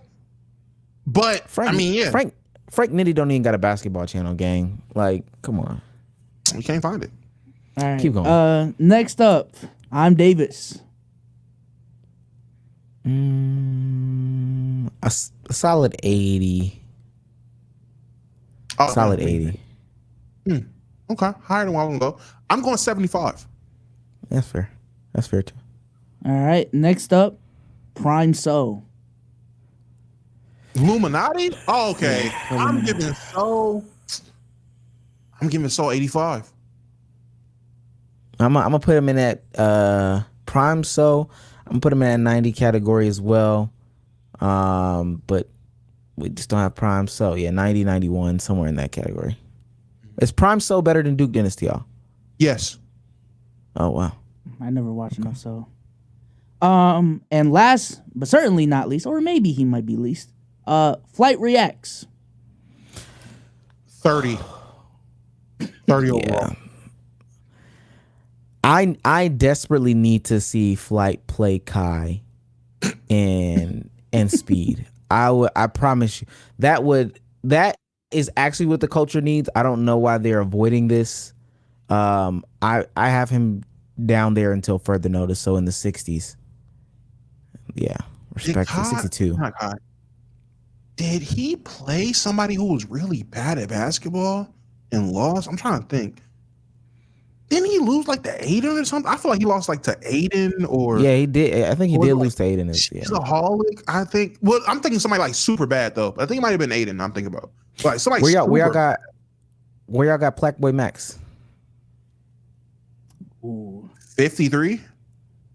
53 is crazy. Maybe I'm thinking of the wrong guy. If Davis is a 80, Max probably Max 81, gotta be like a 82. Yeah, 83, something like that. Yeah. Maybe I haven't seen him play enough then, I guess. I don't know.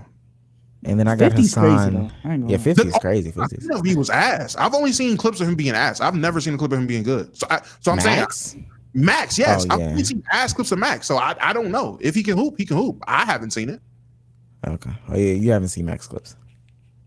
Yeah, I haven't seen the right ones. Yeah, so 53 from what I've seen. I gotta see Omar, the what clips was you've you about to seen. No, I gotta see the clips he's seen of Max because hey man. I mean, there are certain clips where he's like breaking a lot, but there's also a clip that I vividly remember where he had to carry like 1v3 and it was like game 4 already, so he was tired as fuck. Maybe those were the clips he's seen, but Max is pretty nice. I can't even tell you what clips I've seen because I don't watch that nigga's content. So I'm not a Max fan. I thought you was face for him, man. Yeah. No, nigga. I was against the whole. I was the one. That's what surprised me when Omar started this whole campaign of this face shit is not going to work because I was the one that said that. But I was being told, oh, hey, we done with the video games. Ain't nobody trying to hit no trick shots. Let them open up the horizons. I'm like, all right, that sound cool. Not for fucking FaZe, my nigga. That's just whack. But we are done with the video games, but Max can hoop. I'm not gonna take it. That don't got nothing to do with hooping. I mean, he can hoop. I don't know. They lost to Hassan because who was it? Jason isn't good, but ain't Hassan like Hassan fire. Yeah, Hassan is pretty good, man. Big brolic guy. Throwback power forward. I heard he was nice. Haven't seen it. You should see the video where he plays. Him and Ludwig are on a team and they play against Max and Jason. And although they are shorter, Hassan just starts hitting shots like, oh my God. Like, okay, it's crazy. Just, hey. Shout out to double rims too. Yeah, double rims. Yeah, crazy. It's crazy. All right, man. Let's go to move on to hot take of the week. All right. go ahead and get our hot takes off. Let's actually start off with a guy who's not on the podcast, but he did send his submission for hot take of the week. Maybe he just really wanted to get this off. This is from TSO Sage. Start off with Sage right here. Actually, chat, this one's more like Keep It a Buck theme or whatever. All right, Keep It a Buckers, ladies and gentlemen, boys and girls, children of all ages. I, TSO Wokem, here to tell you a hot take, which, by the way, sorry, I missed the podcast. But today, I'm here to tell you all right now, man, this girl kind of cooked. She says it's very manipulative that our angry side is always seen as the true colors. And I actually 100% agree. I think that it's pretty weird that, like, what's the only honest nigga on the planet? The drunk one. The only honest nigga on the planet? The one that's pissed off and pushed you. Like, bro, y'all act like there is no such thing as genuine kindness in this world. And I know 100% some of, like, the biggest, most iconic, hell, damn near movie plot lines are, hey, this guy, he was so nice to me, and then he killed her too. I get that. That happens. People are deceitful. But I think it's very, very, very unfair. And as she said, manipulative. I wouldn't necessarily call it gaslighting, but definitely manipulative when people go, oh, that's the only true version of a person. That if a person treats you right 30 straight times, the one time that they crash out against you, oh, see, that's their real colors. That's a dick move, man. Like, that is not fair. So I think absolutely that kindness is something that's underrated. If I have to make like a generic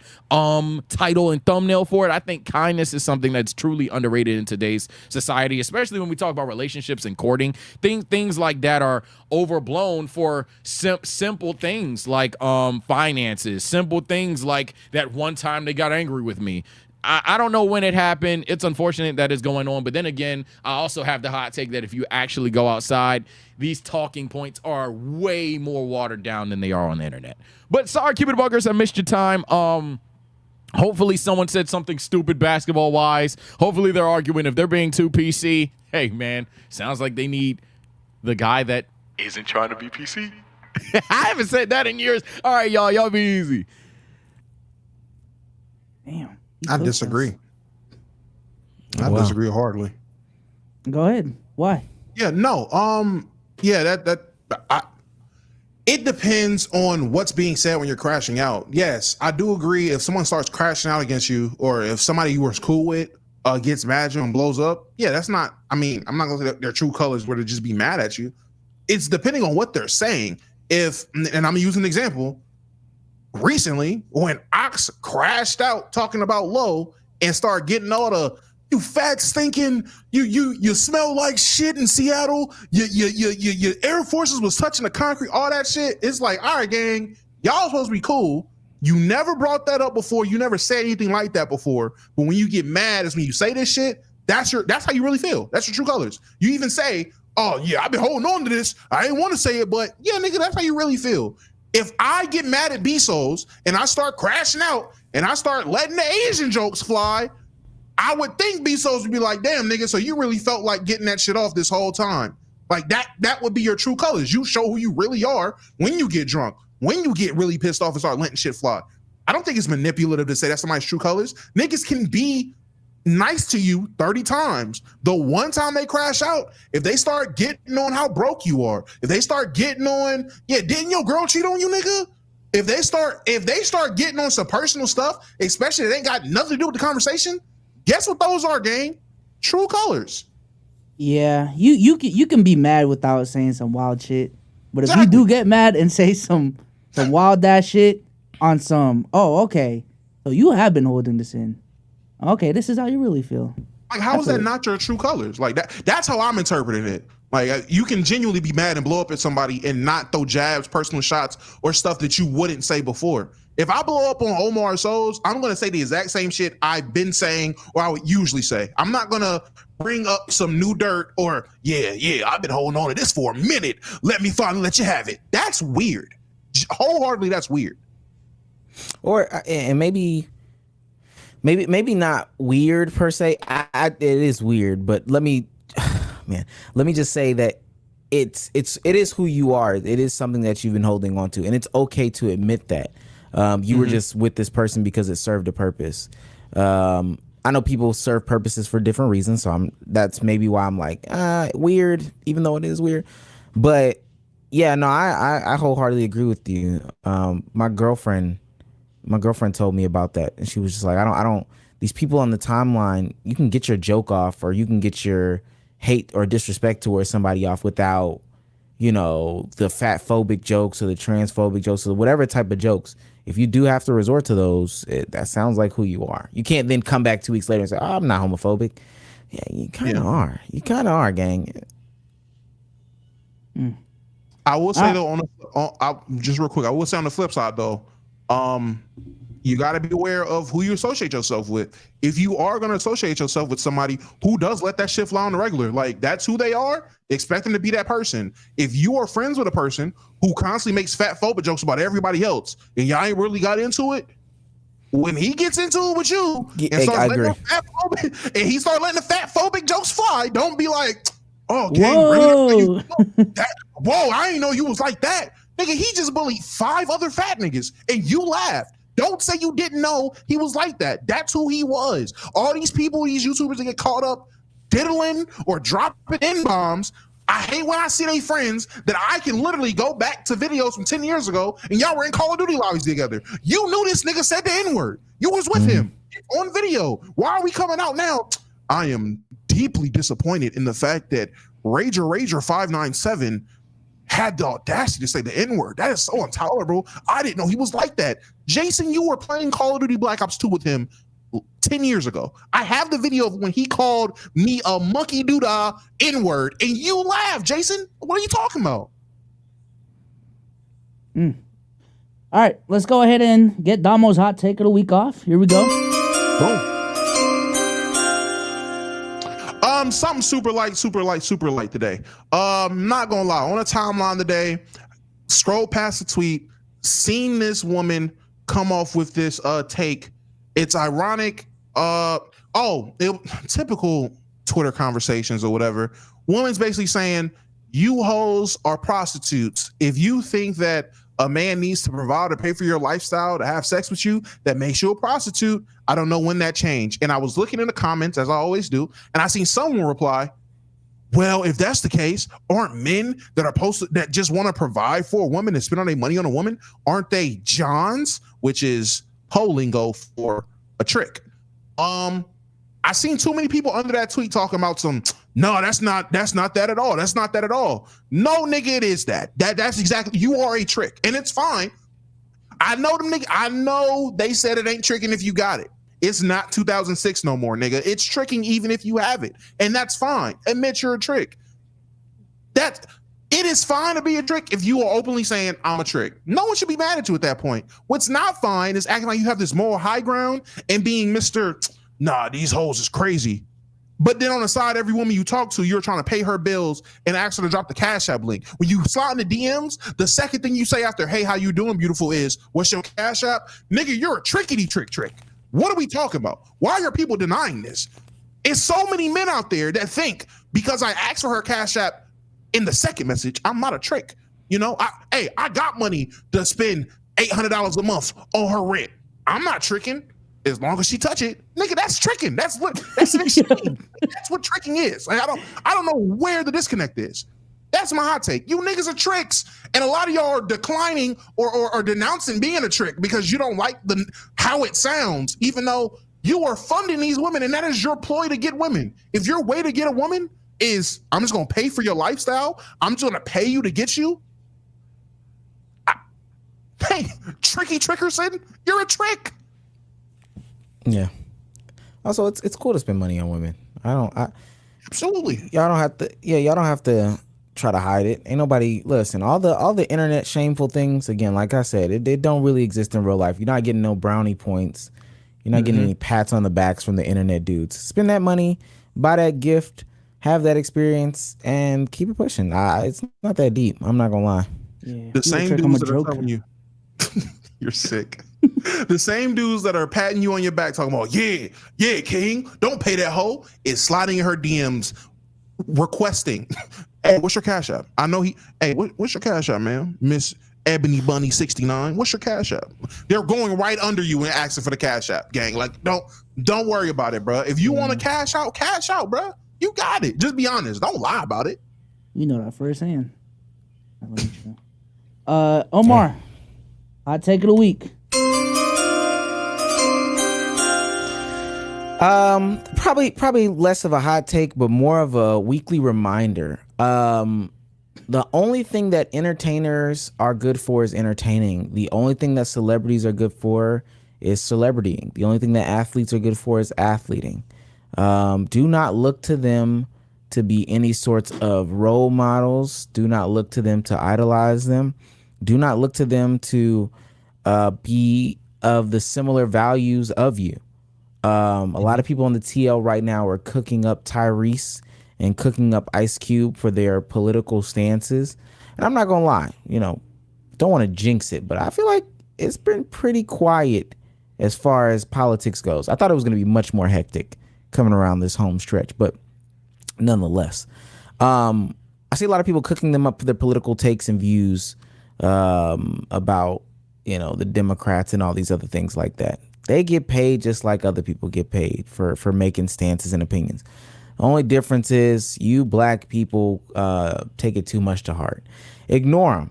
Tyrese puts out a Fast and Furious, I'll watch. Ice Cube comes out with Are We Done Yet 6, I'll watch. But other than that, I'm not really looking at anything that they're talking about. And I wanted Sage to be here. Yeah, Tyrese is spreading false information. I wanted Sage to be here because Tyrese was... He had quote tweeted something about Tyrese and the whole divorce situation that he's going through with his wife. Maybe he just doesn't know ball. Tyrese is a bad person, gang. I don't know how often he has to get on the internet and cry and have all these situations happen to him without us just calling a spade a spade. Now he's spreading misinformation when it comes to politics. It's not a guy that you should even have be the catalyst of your... my biggest fear is marrying the wrong person. Stop listening to that celebrity ass nigga and go live life. Yeah, no, that's fair. Even with content creators, because content creators are getting to celebrity status. I had that conversation on my stream, man. They are. It's not even like borderline anymore. They're actually more popular than like traditional celebrities you think of. So, yeah, just because you see them on TikTok does not make them an exception to this rule. Just because you are in their live stream 7 hours a day and a mod in their chat doesn't exempt them. Nope. Don't idolize anyone on the internet either.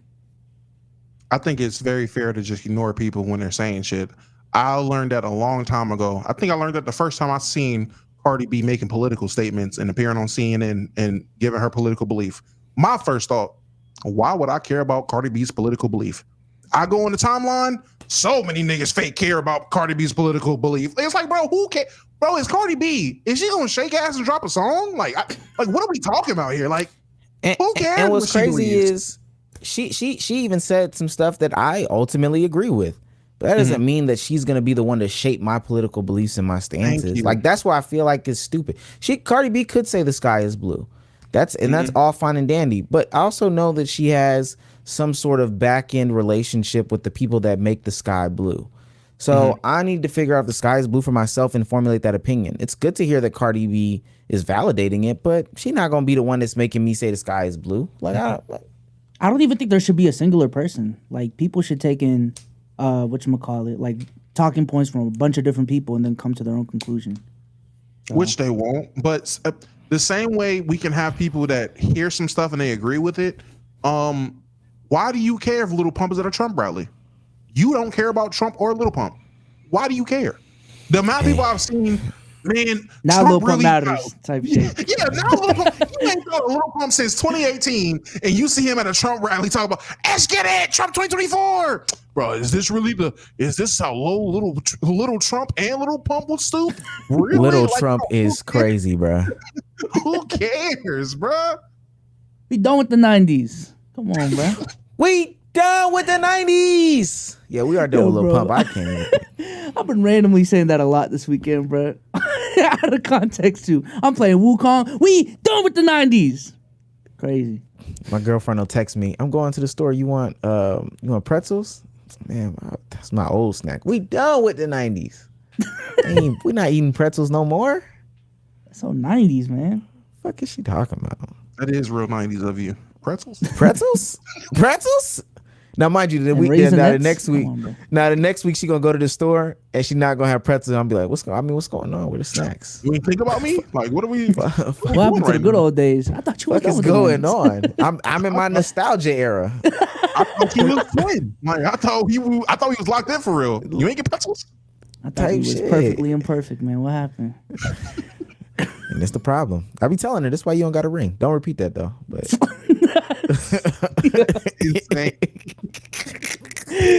oh my! I was trying to see if you were still on the travel setup. I'm like, okay, he trying to get this off while he out of house. I feel it. I'm at the home. I go out there and tell her. All right, he about to get muted. He about to hold on. Yeah, my bad, babe. My bad. Hey, say nothing for real. All right, man. Hot take of the week for me. Listen, man, if you followed me on Instagram, you saw that this weekend I went to a esports bar. Yes, a esports bar. Now, the food was actually really good. The vibe was cool. I ain't gonna lie. They had like really good food. They had really good drinks. You know, the atmosphere was pretty cool if you seen from the pictures. I'll probably come back at some point. But, man, the main thing I couldn't get off my mind that night was the take Omar had about gaming still not being for cool people, man. God damn. Ooh. Listen, man. Oh, man. I went to, at the end of the day, a bar themed esports. At the end of the day, I still went to a bar. And the clear distinction of people who go to a esports bar compared to, I don't know, Scruffy Murphy's down the street or whatever, God, it is there. It is there, man. Gaming ain't there yet, man. It's cool, though. You know, if you want to go out on a Friday night and be with introverts in public, vibe. It's a vibe. It's not that ass. It was cool, man, but... just listen, man. It's what I expected it to be, which is fine. It is what it is. Everybody huddled together at their tables on their phones. Bro, there was this one dude that was so socially unaware. Like you can buy like a PC for the night, essentially. Gaming PC for the night. You get to log in. Bro, he had his headphones on. He was in a Discord call. Mind you, he's in public. Technically at a bar. And he was talking like he fucking owned the place and just screaming skibbity toilet at the top of his fucking lungs, bro. I'm like, no way. Toilet is Skibbity toilet is crazy. No way, bro. Let me say this. I think that I'm glad that people are free to express themselves, be who they want to be, et cetera, et cetera. Crazy. But some stuff is home stuff. Man, leave that shit at home. Leave the video games. Leave your cosplay. I did say that night. I'm like, damn, you made a business where your customer base is motherfuckers who stay inside and you want them to go outside? Damn, that's tough. I mean, it kind of works, I guess, because they just get them people to come outside to another inside place. I mean, listen, keep the home stuff at home. Y'all pajamas, them cat ears, leave some of the home stuff at home, man. Y'all getting way too comfortable bringing the home stuff outside, straight up. Yeah. I do feel like there's a line when it comes to going to a bar, and that line is screaming skibbity toilet in the Discord call in a public bar.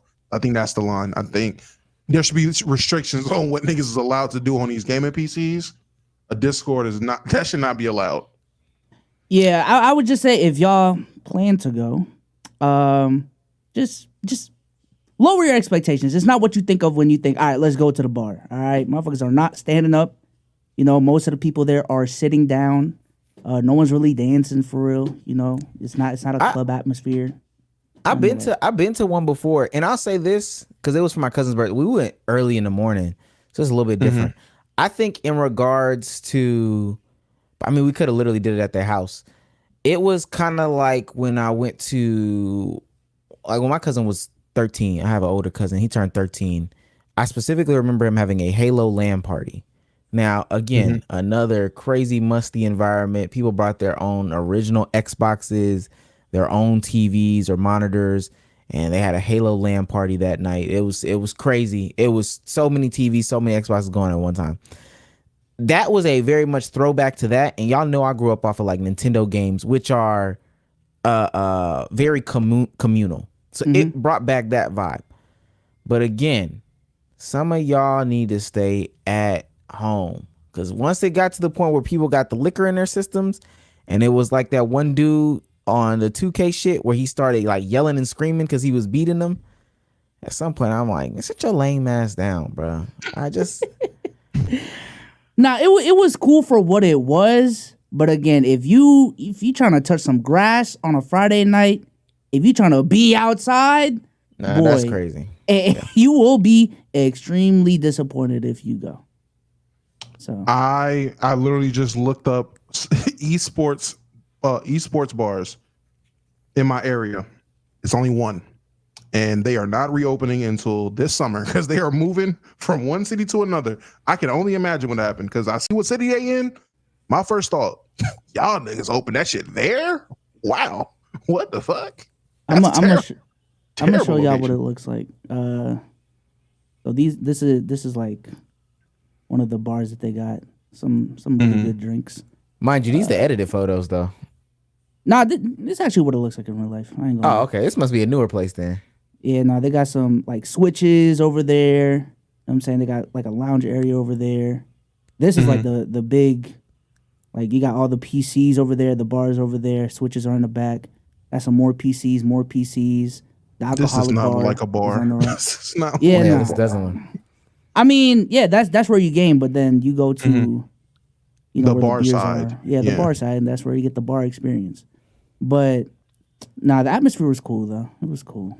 Wait, so were they playing like esports events on the TV for people to watch? When you say esports bar, yeah. There's a big ass screen that they got, right? Big projector. I walked in there. Nate Shot streams on the fucking TV, bro. Crazy. Ew. Oh, so they just got random streamers up? I thought this like they're showing the and I'm just about to say something. Call of Duty League Call of or Duty, whatever. Yeah. Call of Duty Turkish League finals or whatever it is. Like they're showing esports tournaments. They're just pulling up Ninja's Fortnite streams at the bar? Well, I don't know if there just wasn't esports tournament at that time, but when I was there, I walk in there, Nate Shot stream was big on the screen, and then after a while they switched it to Jinxie stream. So Oh no. But see, when I was making that argument, that's what I was telling y'all and the other people that were viewing this is that's a part of the problem why that shit never caught on is because there were always entertaining people that were doing the same or similar things that were taking over the space and making the competitive space look silly, especially when the games were the same or similar, whatever the case may be. Nobody could really understand what was going on. So like Jinxie might look like a compy Rainbow Six player, but versus the real comp, he's nothing. But it doesn't matter because what those people would actually rather watch is this entertaining version of, you know, whatever it is. I mean, hey man, as long as y'all put on deodorant before y'all go up in there, I'm cool. I don't care what y'all do. RF Joker said, any hoes? There were a couple, but the ratio was definitely not good. Let me tell you. Ooh. Not at all. Can I say this about Kieth Lee? And I went with my fiance, so that doesn't really count. So. You can look though.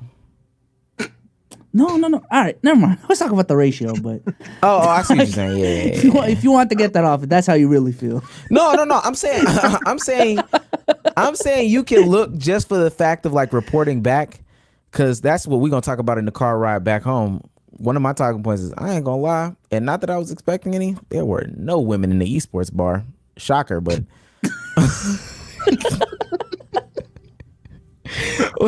What's it called? Can we? I wasn't here. Maybe I did talk about it. I'm glad that people pulled the tape back on Kieth Lee, man. They have finally revealed what a lot of people have been talking about when it comes to Kieth Lee. What do you mean? He's not a food critic, man. He's not a food critic, and I'm glad we can critique him criticizing stuff. I don't think if you go to the restaurants, I'm gonna try a restaurant in your city, and every time you get the red velvet waffles, I don't think you can be a food critic. Every soul food restaurant you go to, mac and cheese, green beans, and whatever version of ribs they got. That's my plate. I'm gonna criticize it. Like, all right, gang. And you get that you go to the same places in every single city and get the same things every single time. Like, it's not giving food critic. All right, question. Outside of whatchamacallit, just not having a diverse selection of food, is there a difference between like traditional, professional, I guess, food critics and what Kieth Lee's doing? Like, do you need a classic certification or some shit? So, and I'm gonna steal this from the JBP, but this is facts. A lot of food critics are trained, so and there's a good portion that are former chefs.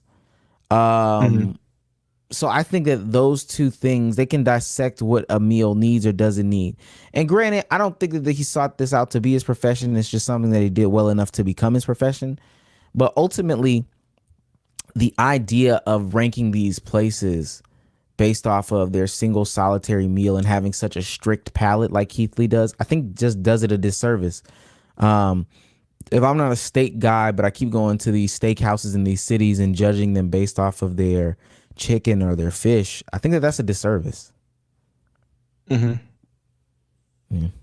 Right. I think it's just a disservice to not want to give your honest opinion about what you ate or how you felt. Like I feel like that's what a disservice of trying to be a food critic comes in, when you're not criticizing nothing. You're just supporting. You're a food promoter at that point. Not just call it what it is. You're a food promoter. Just a simple title change would change my perspective. But if you're Kieth Lee, the food critic, all right, nigga, criticize this food if it's not good. Let the people know, because people are looking to you to find out what's good or not. And if you're only telling people the good shit, and then when you get some bad food or bad experience or bad service, out of respect for the restaurant, I don't want to comment about my experience. So we're going to skip past that. And you do that shit 8 times, but you got the video. That's what pissed me off. If you didn't record the content about it, I feel a little different. They're like, all right, cool. Nigga got 4 videos of his experience. And it's just like, you know what? I'm not going to drop these videos. I'm going to show you 3 seconds of them so you know that I made the video, but I'm not going to drop it. All right, my nigga, just be a food promoter. I do want to ask Omar though, because in I don't know if, oh yeah, you did make a video about it. You did bring up 200K views. Come on now, don't. Hey, I ain't gonna lie, you on a roll right now. You on a roll. Don't ask me how. But you did bring up Marquez Brownlee, which I would say is like the tech equivalent of this conversation. Now, unless I don't know about his background, I don't think he has like training. I don't think he went to school for computer engineering or computer science. But in terms of what he talks about, he's still very respected in his field as a reviewer. So, and maybe because I might favor Marquez a little bit more. I think that Marquez goes down specs and comparisons, and I think there's a little bit more of an objectivity to what he does as a reviewer. Like to what Domo said, he never shies away. If there's a bad review, he is going to put it out, whether it bankrupts a company or not. But if he's talking about this iPhone versus that iPhone, and it's just, hey, this iPhone has 16 megapixels in this camera and this iPhone has 23 megapixels in the camera, that's just objective. Like I don't necessarily need him to give this subjective take on it, because that's not what he's really doing. On the flip side of that, I would think that you need to be a little bit more trained in order to give your subjective opinion. I think that's one of the worst things about the internet, is that it's given everybody the option to be experts and then also give them their criticisms. But ultimately, I feel like a lot of them are really just jocking off of other people's talking points, because a lot of y'all don't know what pacing is. A lot of people don't know. They've never noticed the music in movies or whatever. It's too many people that are critics that should not be critics. And give your opinion still, but I don't give a fuck about it, and you shouldn't be famous for it. Fair. All right. Listen, chat. We are continuing the new segment that we started at the beginning of last pod. Should have introduced it much earlier on, but instead of Q&A, we are doing A and Qs. All right. We ask the questions, you give us the answers, we give you the link, you come up and give y'all answers. Today's prompt, a remix on a classic prompt. Pop the Balloon Daughter or 20v1 Son? Let me repeat that again. Pop the Balloon Daughter or 20v1 Son. All right. Our producers are going to be in the background sending out the link in the chat if y'all want to join up. Moving on though, we are clear of the basketball part of the podcast. Is there anything y'all want to bring up? I know Domo, you tweeted about the Julian Newman things going on. I don't know if you want to go on a deep dive there. Oh, The yeah. floor is yours.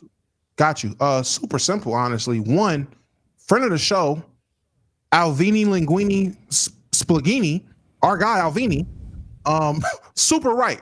Not too long ago, 2 years ago, drops a video talking about how the Newman's father is basically a piece of shit.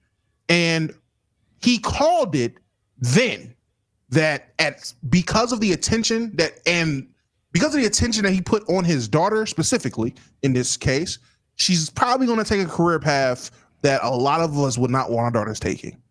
And people I remember when he said that, some people agreed, other people kind of gave him some slack for it.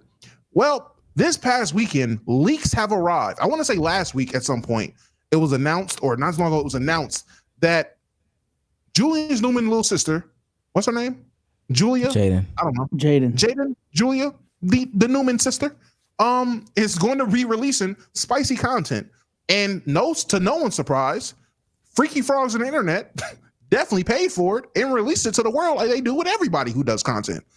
And my first thought was, the Newman's father seen LeVar Ball doing something, seen these other sports dads doing something, and tried to run with it and failed doing it. He seen the Balls had a show. He tried to copy them and come up with his own show. He seen the Ball family start their own league and try to take alternate routes to get his sons to the pros. He attempted to do the same thing by coming up with these alternative schools. I think they tried to make a league at one point or tried to do something along those lines, and it just crashed and burned. And I just want to say, from one father to another, Mr. Newman, you are a piece of shit. The simple fact of you putting your daughter in a situation at a very early age to have all these eyes on her, and niggas was making inappropriate comments on her way back when. And I vividly remember you put her in situations, you employed her to do certain things for the attention. And now, because of that, because of how she was raised, the lane you put her in, she is now doing this. And there is no one to blame but you, buddy. Julian Newman is probably still a freshman in some high school somewhere. I don't know where he is. I don't know what he does. I think he's still trying to play basketball. Sir, you're horrible. You're despicable. And not just you, but to all the parents like you, because there's so many other failed stories of people trying to do way too much of living vicariously through their kids that it fucks their kids up for the long run. Yes, with Julian, he has a brand now. You know, he can go out here and just turn a camera on and play basketball and have some sort of a career in sunlight. Give you that. There is no father that's sane that can look at their daughters putting out spicy content to make a living and think, hey man, at least I gave her that lane. You're a piece of shit. Have you guys seen anything about that? Have y'all seen anything of the new family drama going on now? I have, and I think y'all are actually a little bit too harsh on the dad, to be honest with you. One, I think it is weird to look at a child and say, damn, I see OF in your future. That's really crazy to say. But two, at some point, the actions of the child shouldn't be traced back to the parent because they have autonomy. I think that we only have these conversations in what we deem as successful stories, but to say that like they were unsuccessful, I think is a bit of a reach, especially for what like Julian Newman had at his disposal, like him being like a 5'3" point guard or whatever the case may be. I think the heights that he was able to reach in basketball were actually pretty doggone high. You know, so I don't, and they were able to make a lot of money based off of the shows, based off of the ticket sales, based off of the sponsorships and the brand deals and the things being put on Snapchat and all that stuff like that. But because it didn't end up in the route that we think it becomes a failure. It's the argument that people have when it comes to like music or any other things like this, movies.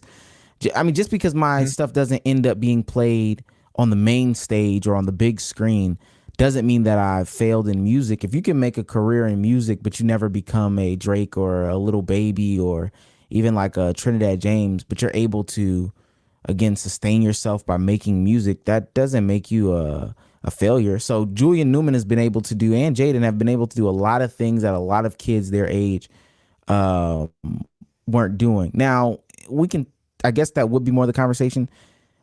This made her easily look at OnlyFans and then take this route or whatever the case may be. But there's a lot of kids who had the same light and didn't do that. So I don't know if that's more of an indictment on her and her actions or her father. I don't think it's too much on her father. I just think that that's more so of her and her actions. But I think it definitely goes hand in hand because like what you said, I feel like a lot of celebrity kids are raised in the entertainment business, even like not actively participating, but this is what they saw their parents doing.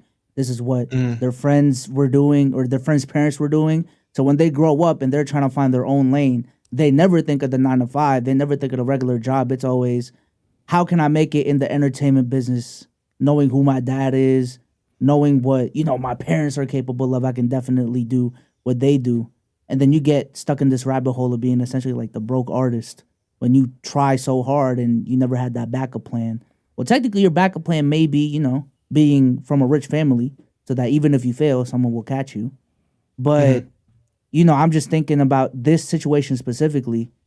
I feel like Jaden may have went down this path because of the fact that she was raised in, again, an entertainment childhood, raised and funded off of entertaining online on the internet, so that when it's her time to get a job of her own, she's not looking to be a nurse or be an accountant. It's, hey, I'm an entertainer. That's just who I am. That's what I'm built to be. So I don't got a TikTok popping right now. I don't got an Instagram popping. Hey, OF may be my only way to make entertainment work. So. But so one I would say that I think she still has like years of eligibility left. She just decided to not play basketball. She's deciding to not play basketball. She was at a college. She just decided not to play basketball. That's one. And then two, her dad doesn't talk like that. Her dad doesn't, from the stuff that I've seen, her dad isn't like entertainment or bust. Her dad actually talks about having a job and a career and stuff like that. So again, that might just be on her taking her clothes off. Yes. Her having a job and a career outside of basketball. Yes. You gotta link me that. I ain't seen that. I don't keep up with them. So you gotta send me a link to that one. I haven't seen. The only time I've seen him speaking has been, and probably just I haven't seen these platforms, avenues where he was being more open, but it's genuinely been the mindset of a basketball dad and pushing her to be the best basketball player. But my whole thing is for her to take this path.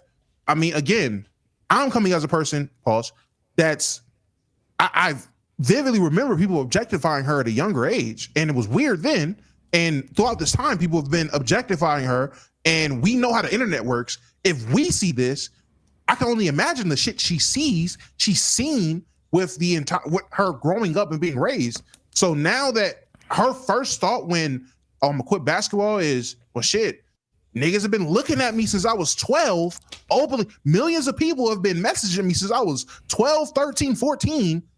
Fuck it, I'm gonna capitalize on it. Like she was put in a situation to where that was something that was a viable option for her. Again, I'm not, maybe giving him all the blame definitely is not fair. Because like I said, I brought up with Julian Newman. Yes, he does have a career in terms of he will always have his name now because of the work his dad put in. Same thing with her. They'll always have their name now because of the work he put in.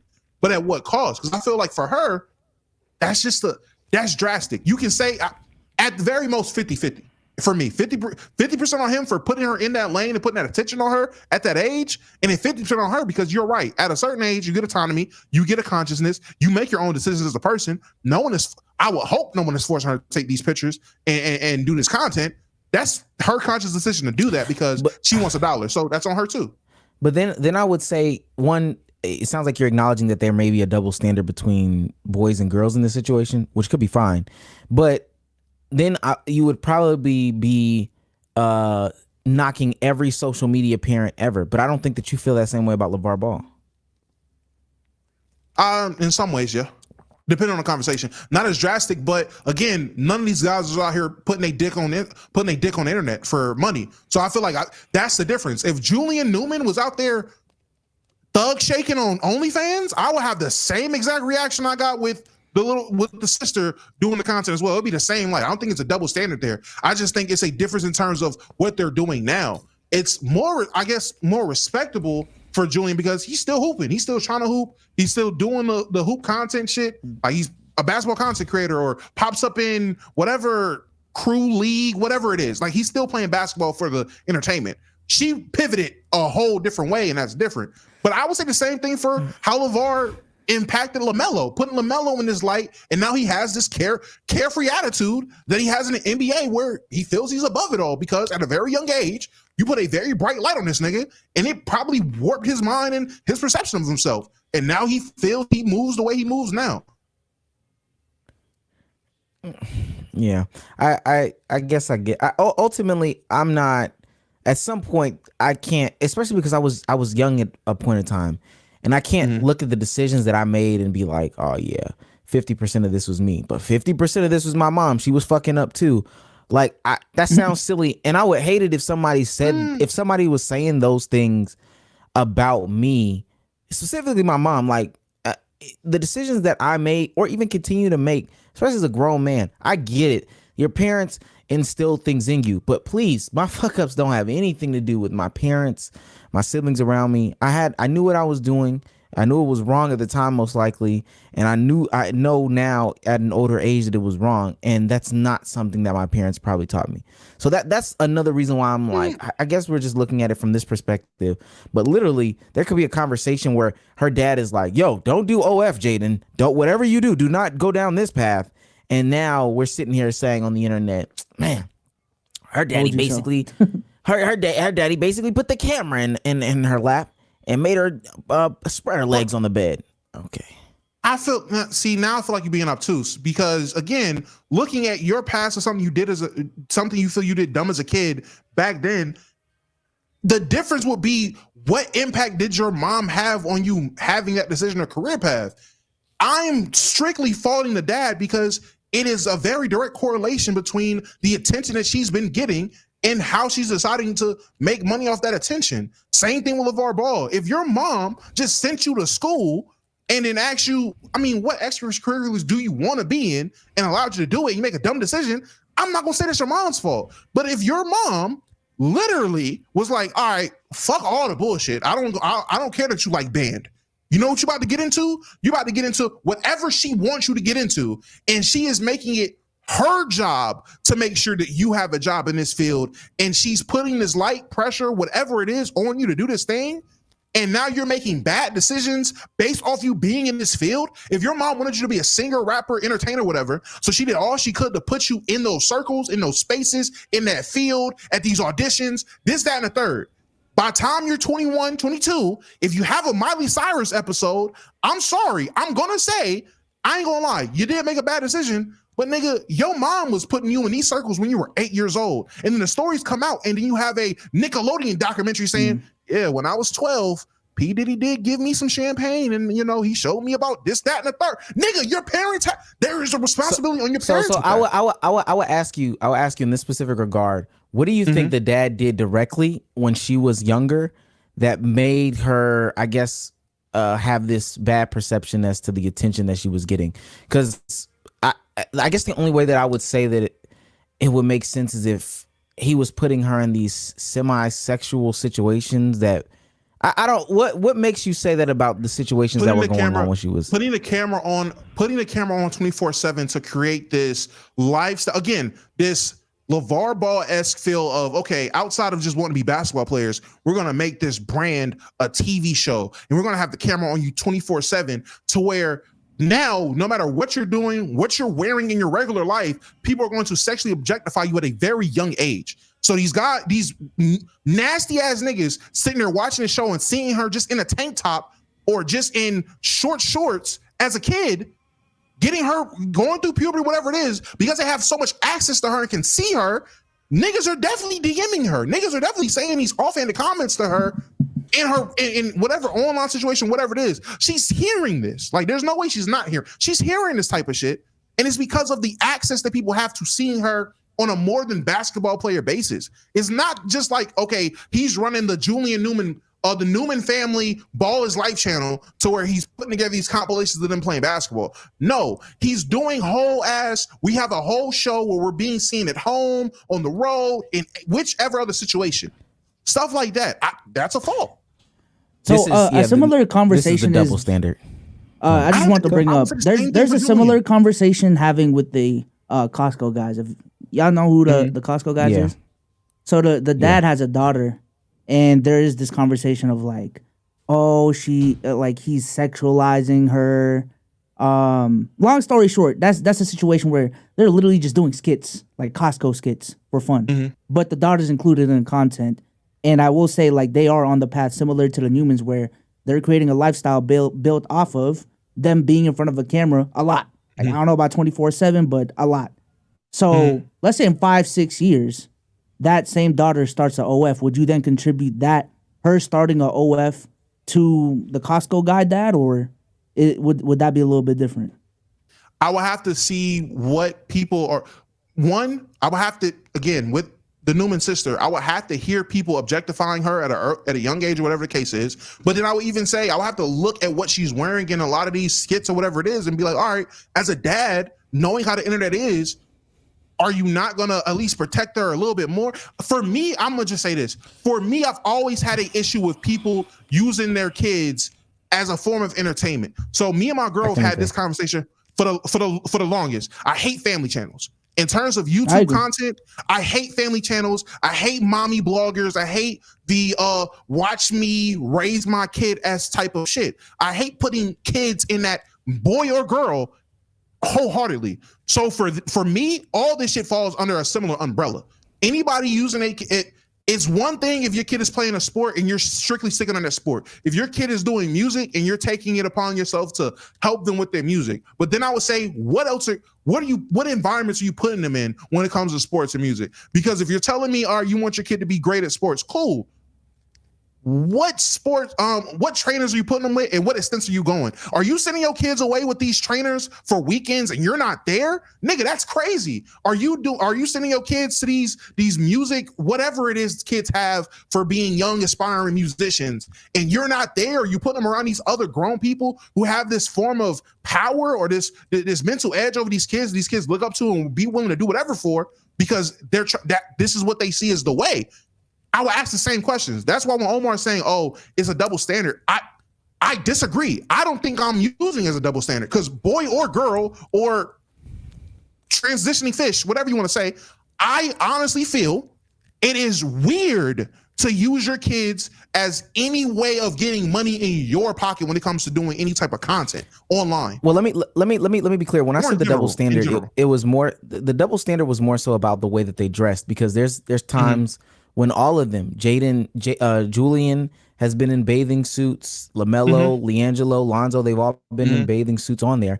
And people on the internet are preds. Like, they're disgusting people, just full stop.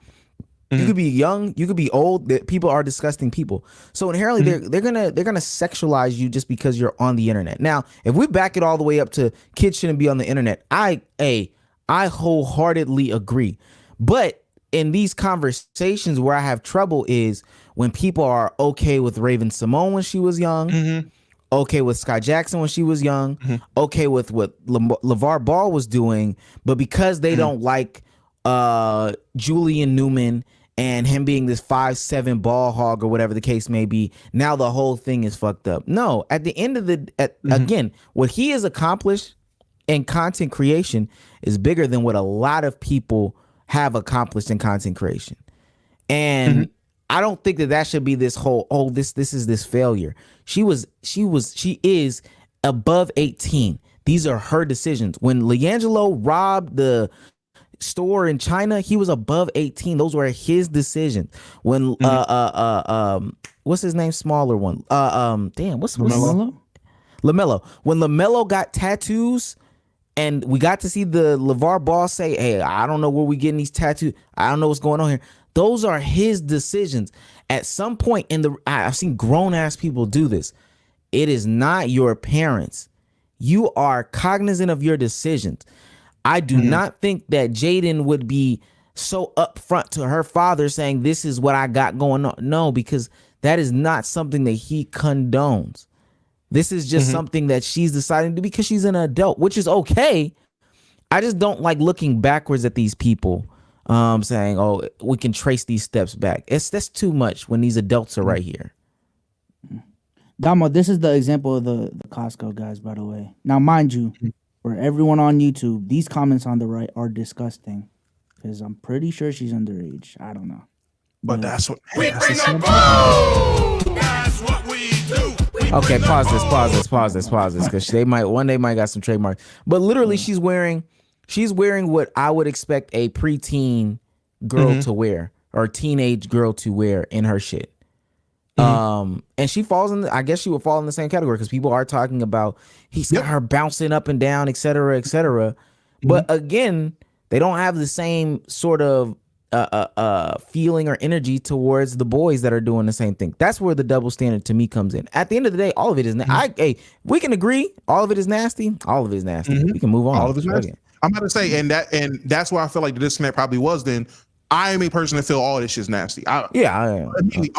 There's no way a 45-year-old man is going around and using, again, 45, 40, your dad, and you're like, bet, how can I make money off my kids being on the internet? That's weird to me. Just that thought process alone to me is weird. Like, what can you do? It's a whole, that alone is where the weird line is already crossed.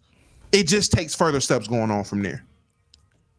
And let me add before we move on, again, just want to double down and reiterate. I think it is weird watching these kids and saying to yourself, man, I can see her do OF in a couple years.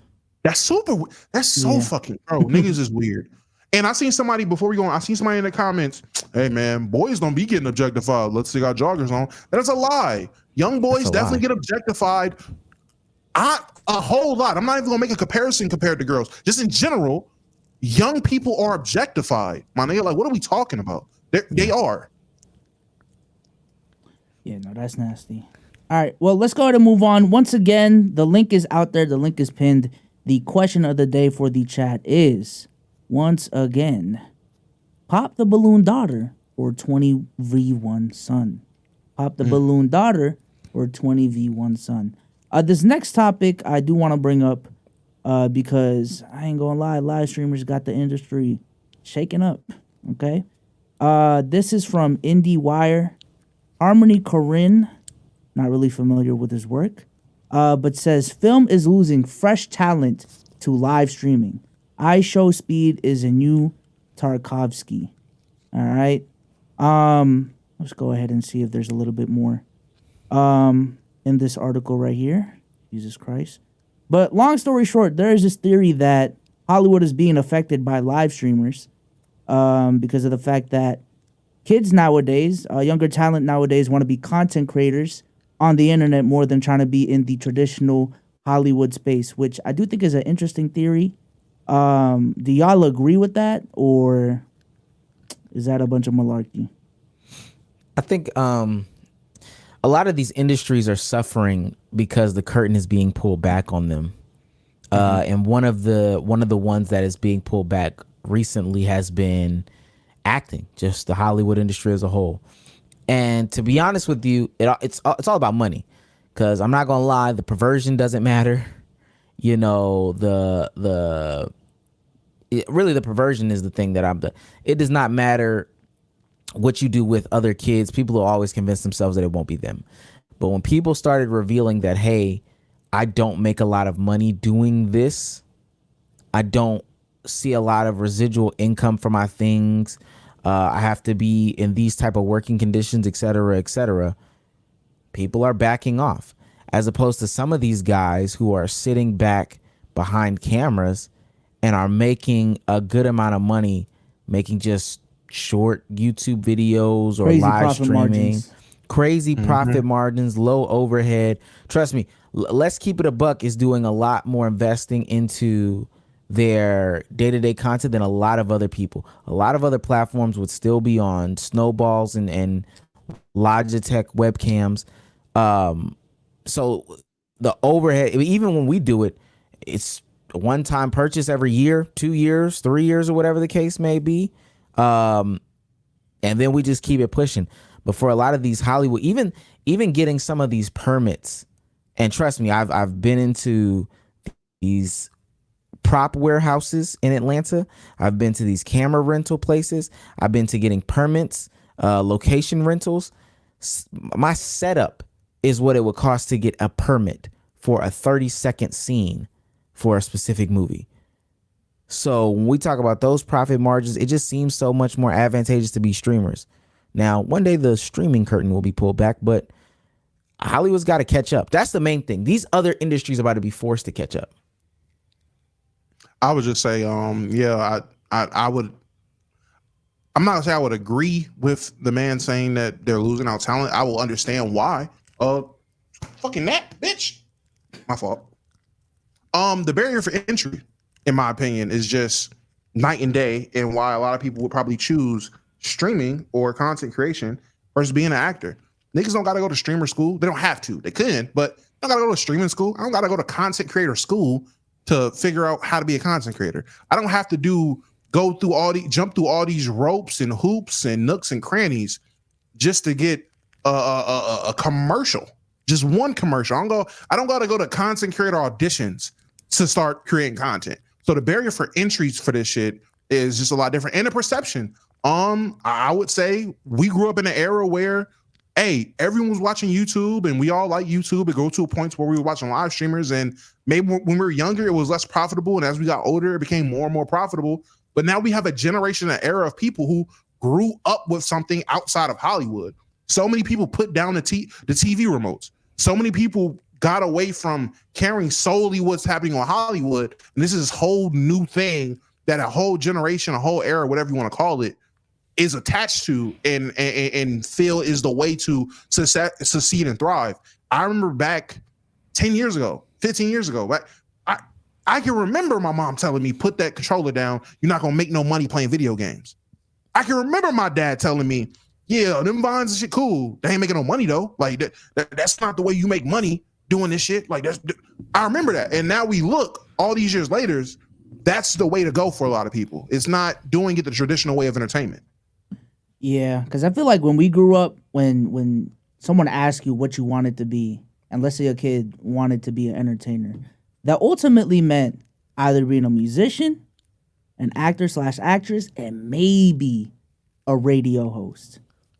I feel like being a content creator is like athlete. Yeah, but I feel like athlete is in its own category, to be honest with you. But like the content creator space has just like blown that up. On top of the fact that being a content creator is in and of itself such an all-encompassing term that within the space of content, you can be whatever the fuck you want. And like what Omar said, low overhead and all of these different things. So I definitely see Hollywood being affected by all of this, but also Hollywood isn't really helping itself by recycling all of these IPs and, you know what I'm saying, recycling the same actors. I ain't gonna lie, it's getting a little bit to the levels of what Filipino Hollywood is, because for those, I'm assuming y'all don't, but essentially the Filipino actress scene is like 20 different actors. They release 2 different shows a year, and they just recycle the same fucking actors and actresses for the last 20, 30 years, to be honest with you. They may introduce like 1 or 2 names, but I swear to God, it's the same people in every show, and every show has the same plot, bro. Crazy. I'll say this too, and Cardiac said it in the chat. There's 2 things. One, this bubble will burst though. Most bubbles do burst. People will realize that it's not for them, or there actually is more into it than they think that there was before they knew.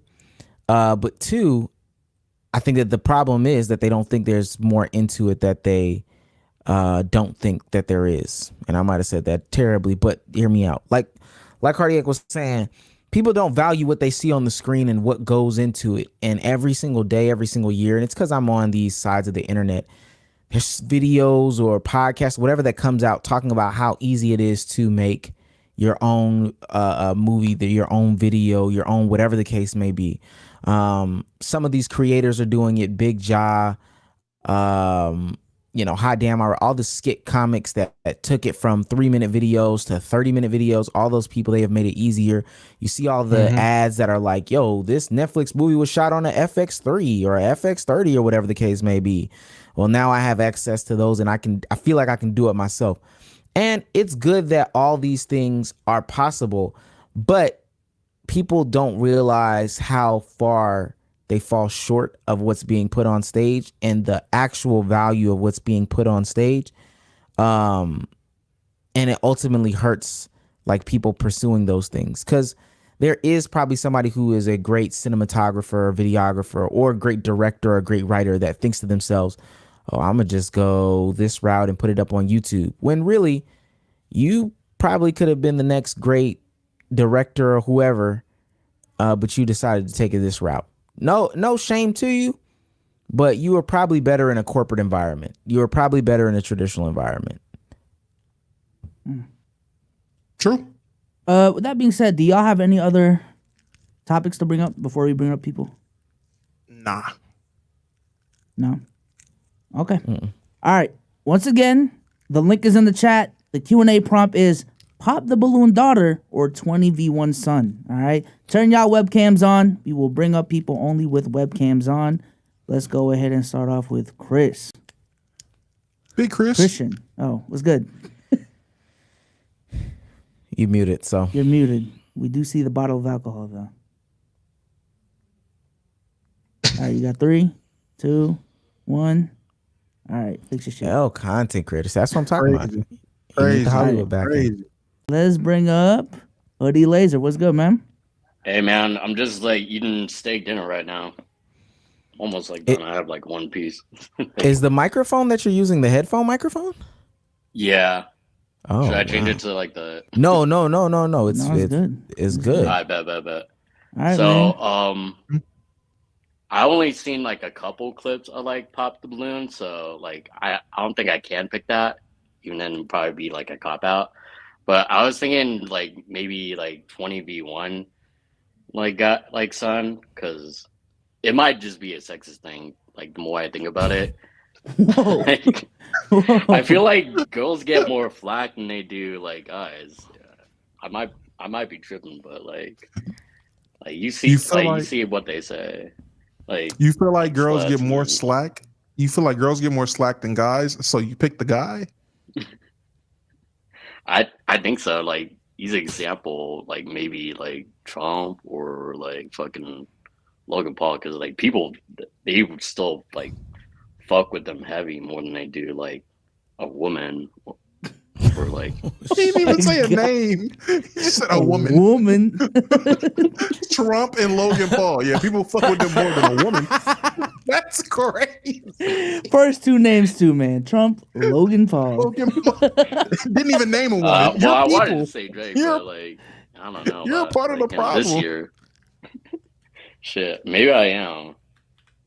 Maybe I don't see that much like Pop the Balloon videos, so I can't. How many 20v1s have you seen though? That's my question.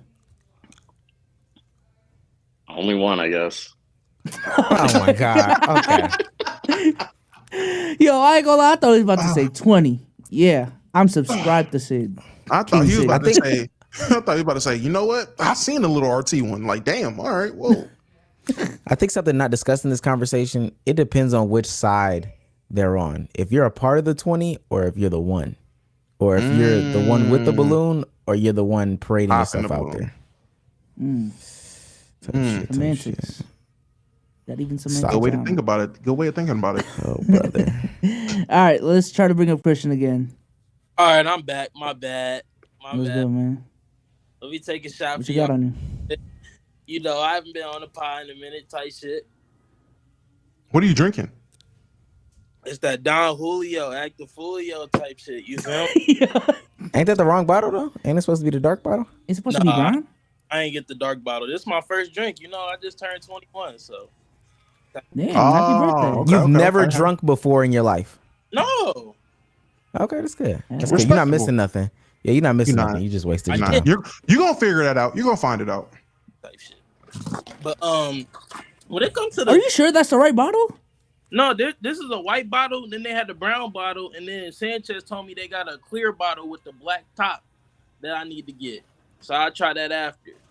But yeah, Stop getting the little bottles. If anything, leave them Buddy's little about bottles to waste his time. shit. Okay, now listen, right? When it comes to the pop the balloon daughter or the 20v1 son, right? You got to think about the ceiling and the floor, right? Talk to me. It can get really bad when you got to pop the balloon daughter. And as having a daughter, if I seen this shit, I would disown my daughter because I'm not gonna lie.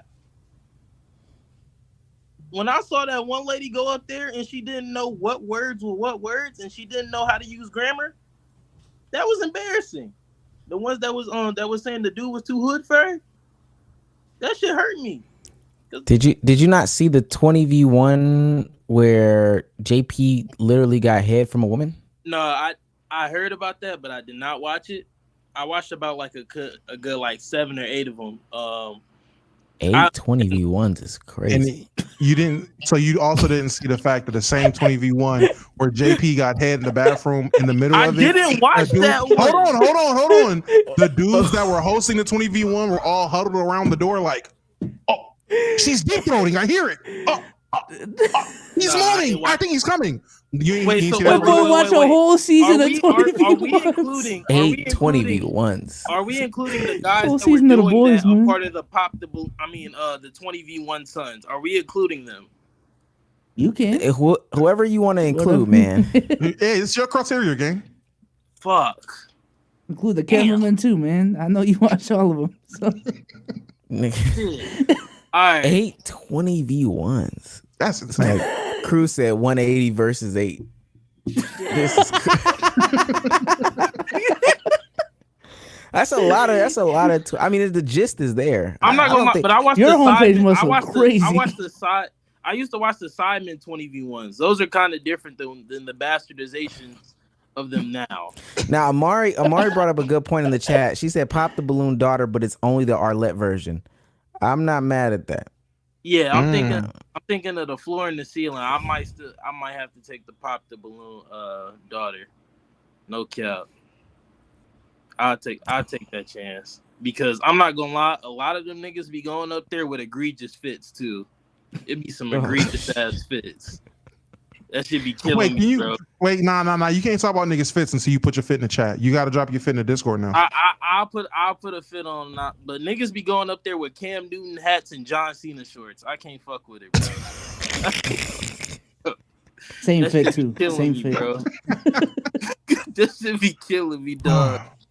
I don't know. Yeah, but I had to go to a pop balloon daughter. No cap. All right, man. Appreciate you.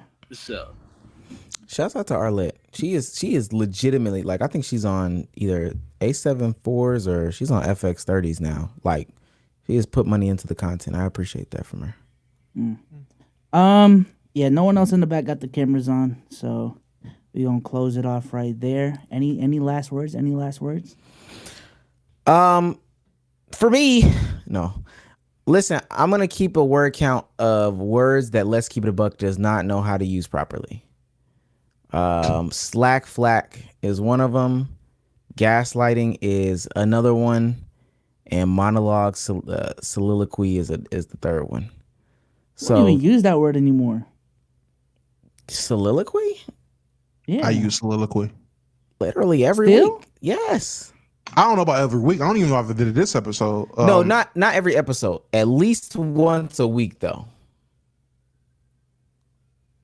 At least, I guess. I mean, that would be my word. If there's a word I do use without knowing the meaning, it's soliloquy and semantics. Oh, I do have a couple super chats. Honey Dutch for $5. I see why Sage say he don't fuck with Hollyweird for real. Facts. I agree. I did want to read Darius Williams' super chat from earlier, but it may be too far back. He did say he got something from Domo's registry. So W Darius Williams for $5. Appreciate you. If anybody else want to get something from the registry, the link will be down below. Now, what if it's just a pacifier? Do you judge based off of what they got? No, give it whatever your heart feels you can give, and whatever you're capable of giving is welcome. 1K David, going back to our Kieth Lee conversation, he called himself a critic? I think somebody pointed out in the chat, and I'm gonna try to verify real quick. On his Instagram bio, he has food critic.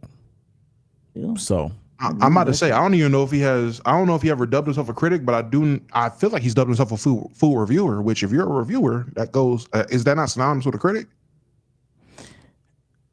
No, maybe one of those words we're using wrong. So no. I think he uses the word critic. So I'm gonna try to verify that before we end. But let's keep going. Okay. There may be one more. Okay, this is from Reggie Red for $2. Jerry Reinsdorf should apologize to Michael Jordan. Is Jerry the one that's No. Nah, I don't agree. It was Jerry Krause. Wasn't that Jerry Krause? Or is that someone else? No, that's Jerry Reinsdorf is the owner. Krause is the GM. The GM. Okay. No. Nah, that bald nigga don't deserve no apologies at all. Nobody. And I believe that's the last super chat for today. Yes, it's the last super chat. Jordan should apologize to LeBron. How about that? Well, Kieth Lee it's Kieth Lee, and then it's the word food critic in his Instagram bio. So, yeah, there you go. Yikes. Anyway, let's get out of here. Well, let's go ahead and close this off. Domo, say goodbye to the people. All right, chat, it's been my favorite midnight snack, and we will be back Tuesday or Wednesday with a stream. I am streaming Tuesday or Wednesday, depends. I will definitely let y'all know. Thank everybody for the support on the channel. We are closing in on 10K subs, so I can't wait for that milestone. Yeah, that's it. Hey guys. Omar, say goodbye to the people. Chat, a demon is home type shit. Give me a noise, Bsolz. Give me something. A demon is home. Yeah. And I'm taking that noise straight off Bsolz, the soundboard. New videos coming at you. September, we're probably going crazy with the daily or almost daily, and then streams coming at you as well. I know from September to December, we lock in around here, preparing for October. Hopefully we can get a costume every day. Look, this is a content creation household, gang. It's simple. Me and my girlfriend got a lot of stuff to stream. I think that's going to be great. So we'll see y'all later. Yeah, man. It is the fourth quarter. Y'all may see the nastiest content of the year in these last 4 months. Last 3 months, really, but apparently it's starting early in September. So I will be streaming tonight. We got some crazy reacts to get through. Might do a Wukong drinking game. The 2K League is back on my stream. And Bsolz may be making a debut on stream this week too. Maybe. We'll see. But with that being said, we're out of here. Peace.